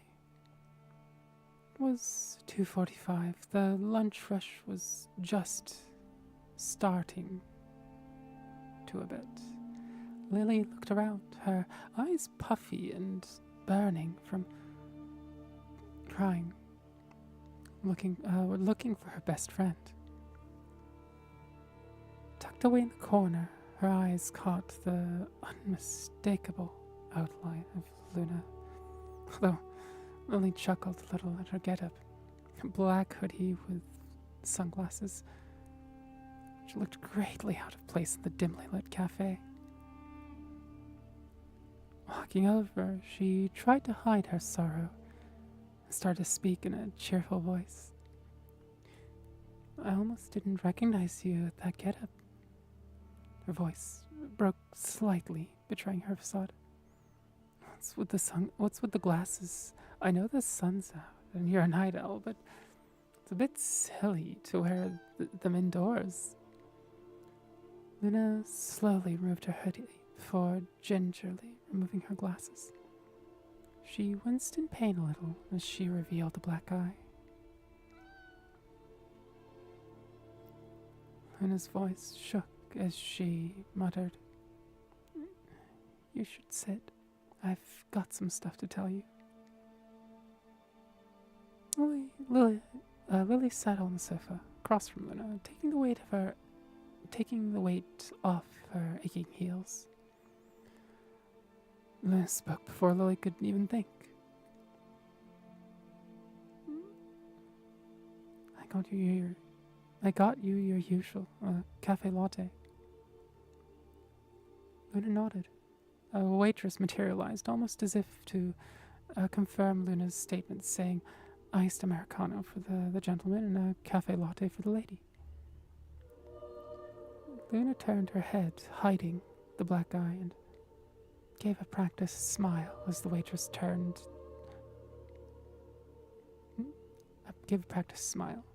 As the waitress turned, it quickly fell into a frown as the waitress walked away. Lily, now in better view of the black eye, spoke indignantly. "They did it again, didn't they, Luna? Couldn't keep their hands themselves for a week. 1 fucking week. They couldn't leave you alone. Just had to fucking hit you." She continued. It's funny. Promised ourselves at 18 we'd leave this hellhole and go somewhere else, but here we are, 20 and still fucking stuck here. Luna asked, probing to try and find the source of her friend's frustration. "Are they still pushing you to marry that guy? What was his name? Aaron something?" Lily, with a defeated voice, said, If it was Aaron, I'd be slightly better." She took a deep breath, taking her time to hold back her tears. "Some perverted priest in their cult decided he was destined to marry me. They're pushing really hard. They hit me for the whole of yesterday. I managed to sneak out. I should head back soon." Lily, holding her breath for a second to gather her strength, and with hope she inquired, "Hey, Luna, what if we run away? Like, we could go anywhere. You're basically almost working in IT, and I can become a barista or something, right?" As quickly as she said it, her face turned beet red, finishing her inquiry with,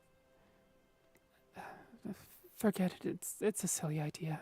I mean, we're both 20. You probably have plans, and I'd ruin them. God, this is all fucked up." Before she gave up and sobbed. Luna perked up, almost smiling, said, "Actually, that's why I called you. I got the job and sent an SFO.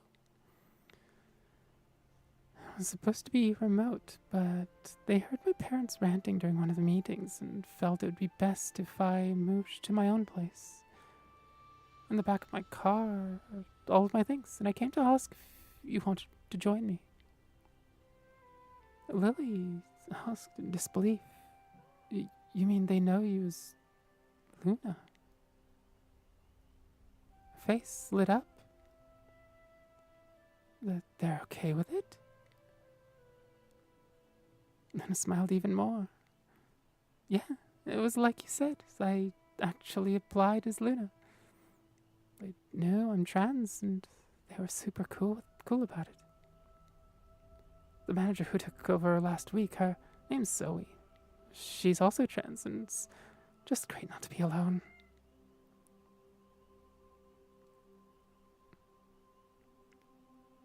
I'm so happy for you, Lily replied, her voice taking a nervous tone. What do you mean, join you? I wouldn't be able to pay or anything for a while. In a serious tone, Luna held out her hand and said, Look, we both promised we'd either stop the abuse or run away.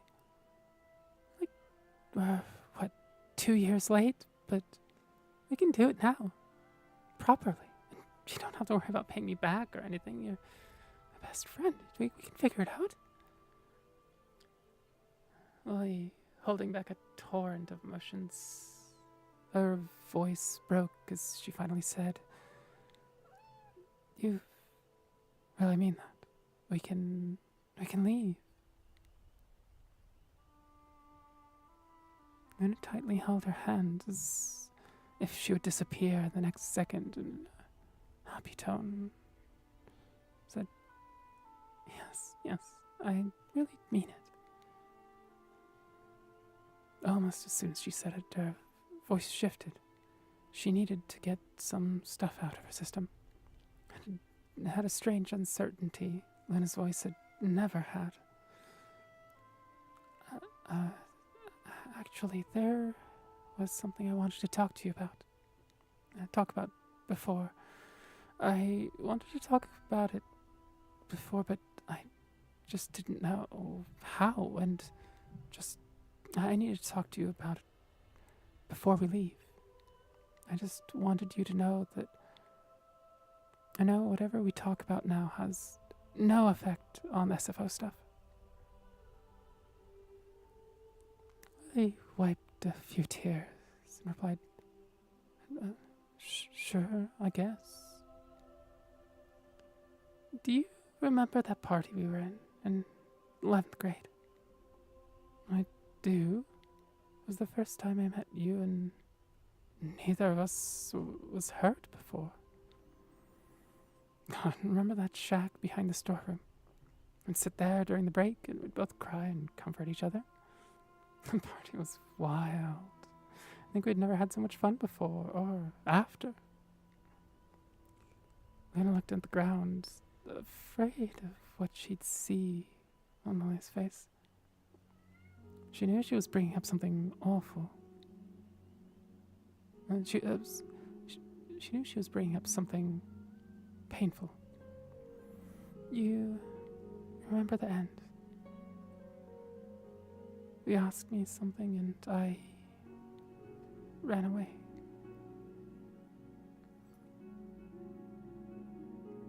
Ellie blushed and, with a tinge of melancholy, said, How could I forget?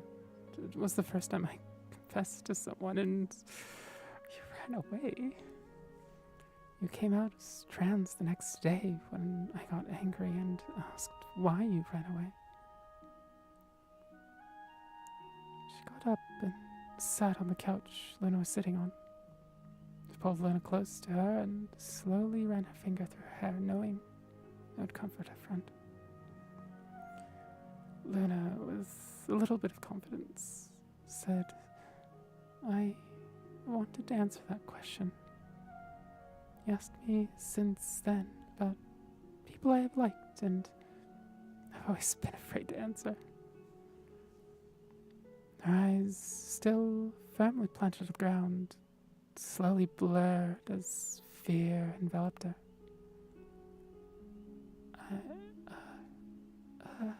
I like you. I've only ever liked you. Lily, with mock anger, scolded Luna. Yes, it took you, what, half a decade and some change, and you finally fucking answered?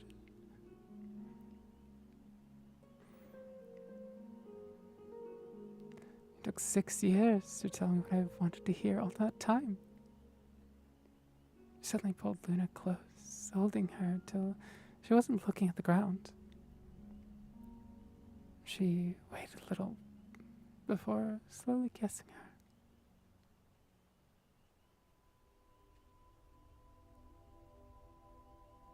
After the kiss, both of them blushed and suddenly discovered the drinks in front of them, finishing them without making any noises.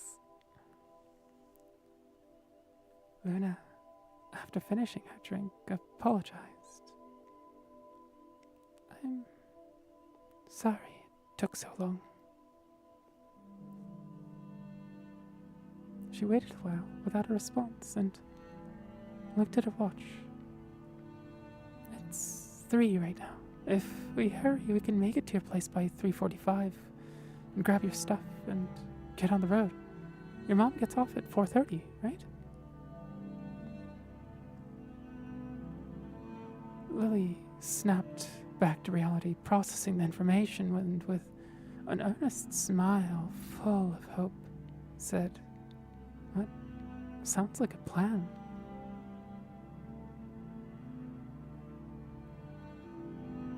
Luna placed a handful of boxes in the back of their Jeep. This should be the last of it, right? We've got to hurry. She saw a golden piece of paper sticking out.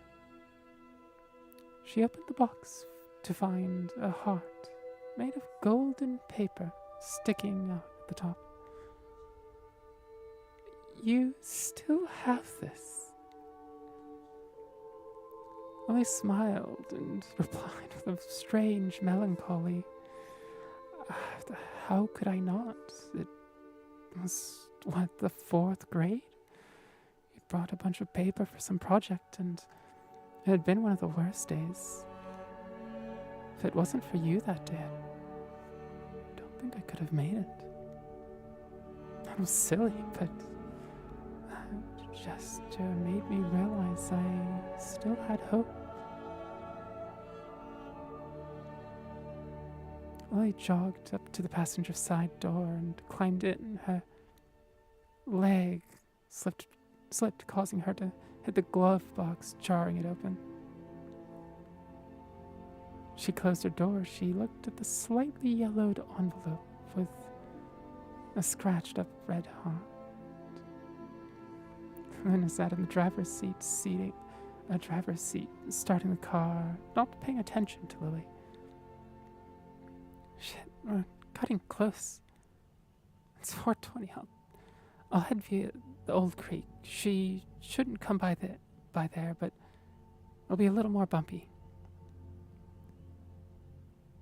Luna, you still have the note? Luna started the car, pulling out of the driveway. She smiled at Lily and said, "Of course I have it. You gave it to me the day after I came out. It was the first time someone referred to me as Luna. I read it every day. Whenever things got bad, I'd read it. The only person I cared for was supporting me. Why'd I care about anything else?"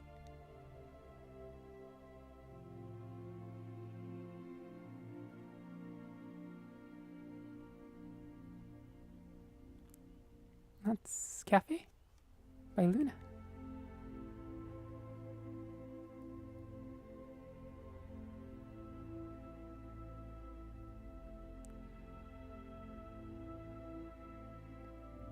It's a cute little story. I can see why you wrote it.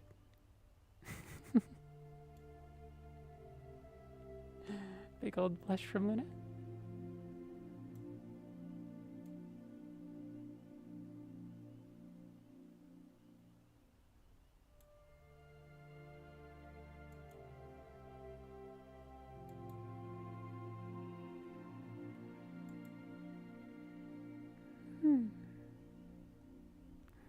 Seems Voku liked it too. I definitely did need word wrapping and definitely some paragraph breaks and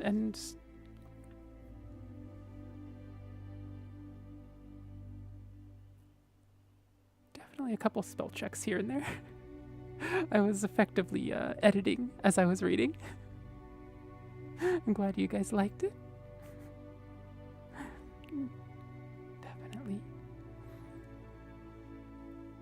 Thanks for having the courage to let me read it. Probably took a lot more than is maybe apparent to people.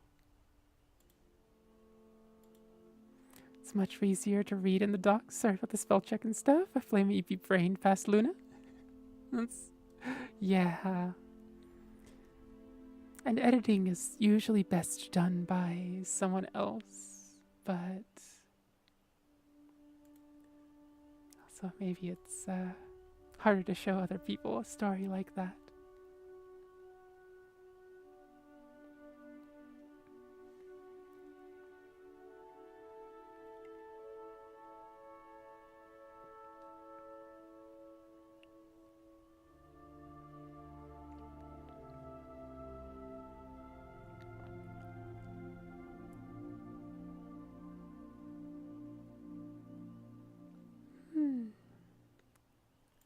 Let's see. Shall we read maybe one more story to close out the night? It's getting to be somewhere close to 2300 my time, so I need to get a meal in me and not stay up until, 2:30.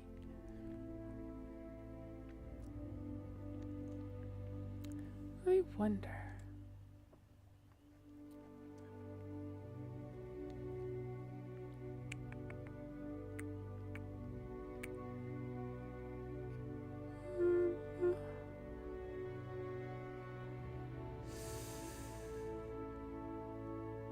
Let's see.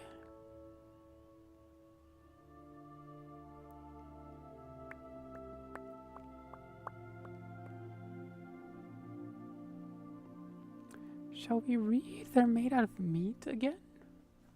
Or perhaps something else?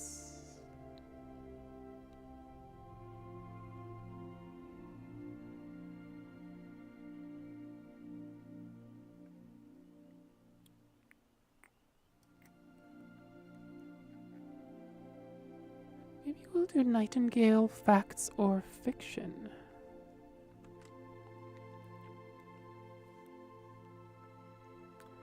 So this is a book from the Elder Scrolls V, Skyrim.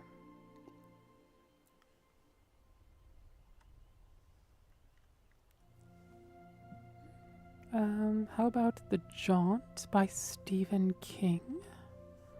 I'm not familiar with that one.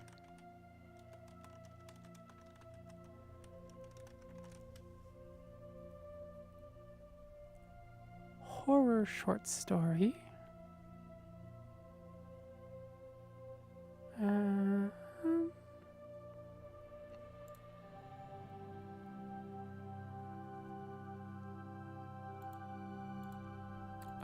That's probably a bit long. I think 16 pages. Most of what I'm reading is anywhere from about one, maybe not one, like 1.5 or 2 to like 3.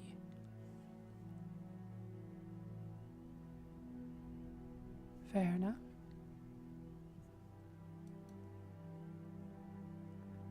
Let's do Nightingale's Fact or Fiction. And then we'll rate out to someone.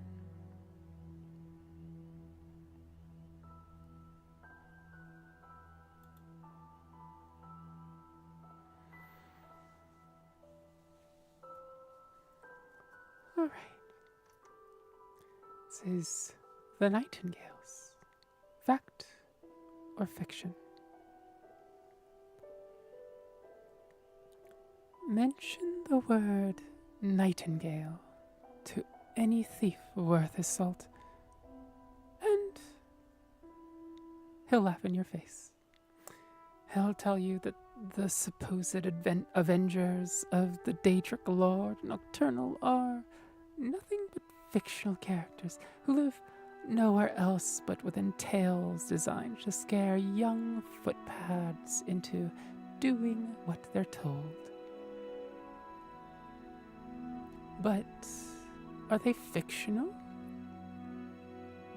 Or simply misunderstood? While it's true that most scholars would scoff at the notion of a holy sect appearing within the normally unethical and unorganized rabble that is the Thieves' Guild, evidence suggests that such a group existed at the time within the borders of Skyrim. 120 years before the publication of this tome, a corpse was discovered wearing a strange suit of armor that was described as forged midnight. The tattered armor bore a crest of some sort, the symbol of a bird embracing a circle of undetailed blackness. The remains and the armor was taken to the College of Winterhold for study, but mysteriously vanished only a day after it arrived. The crest from this armor was circulated around Skyrim for years, but identification proved almost impossible. Then, the most unlikely of sources, a prisoner incarcerated within the mines of Markarth, claimed that it was the mark of a group of thieves who called themselves the Nightingales. When pressed for more information, the prisoner claimed that the Nightingales were warriors of Nocturnal and performed her bidding without question. He claimed his source was someone who he knew within the Thieves' Guild of Skyrim, but he refused to identify them by name, so his story was quickly dismissed.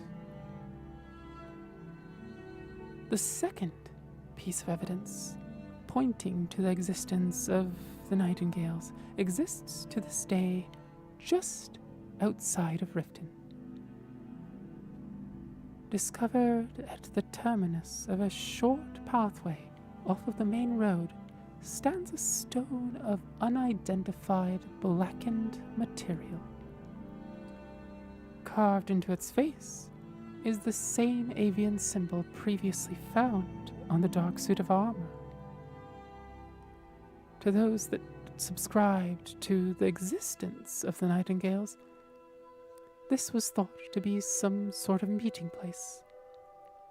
To others, this symbol was once again dismissed as a hoax or simply a diversion created by the Thieves' Guild. The final and most controversial sample of evidence is a passage found scrawled on the inside of a cell wall in Whiterun. The cell had previously been occupied by a Dugmer named Lorthus, who was incarcerated for murder and was set for execution. After the deed was performed and Lorthus' cell was examined, the following was found etched into one of the stone blocks. "Take my hand, Lady Nocturnal, for it's my will to serve you. As a nightingale, I'm born anew. Let my past echo our triumph." This is the first and only time that a solid connection between Nocturnal and the Nightingales has been made. The unusual nature of the passage the religious connotations towards nocturnal made by a career criminal kept discussions lively for years regarding the possibility of this group actually existing. Sadly, since not a single passage of evidence beyond this has surfaced to date, this exciting discovery faded into obscurity, and the debate subsided. With these scant samples of evidence, conclusions are difficult to formulate. All we're left with are more questions than answers. Can religion and thievery coexist? Does the Daedric Lord Nocturnal have active agents roaming Skyrim with a no doubt nefarious purpose? Does the Thieves Guild have extensive knowledge of the Nightingales, but remains sworn to secrecy? Perhaps one day the answers to these questions will be revealed, but at present it falls to you, the reader. Decide whether the Nightingales are fact or merely fiction. And that was The Nightingales, Fact or Fiction, from the Elder Scrolls V Skyrim.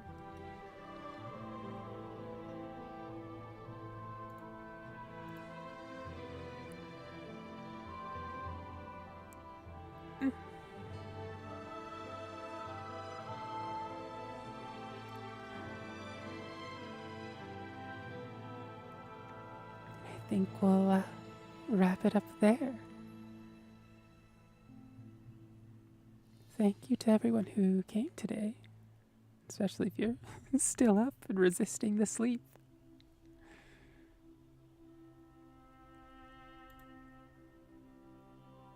Thanks for the stream. Of course, Boku.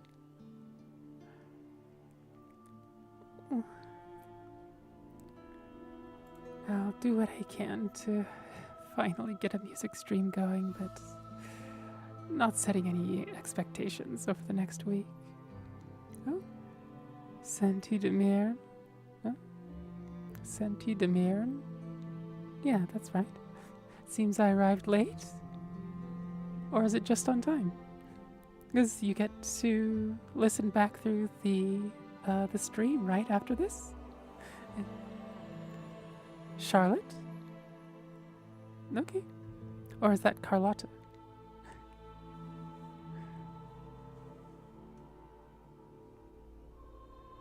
I ask because there's an NPC in Skyrim named Carlotta, I think. In Whiterun, I believe.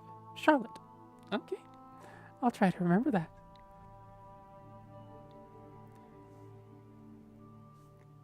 Anyway, YouTube people, if you'd like to join us on the raid, just hop on over to the Twitch side of things. And otherwise, night-night, sweet dreams, and let's go raiding.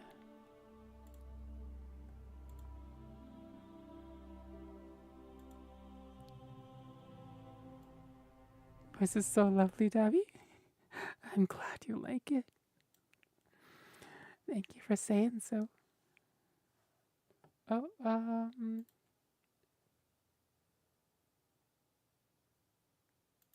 did that work?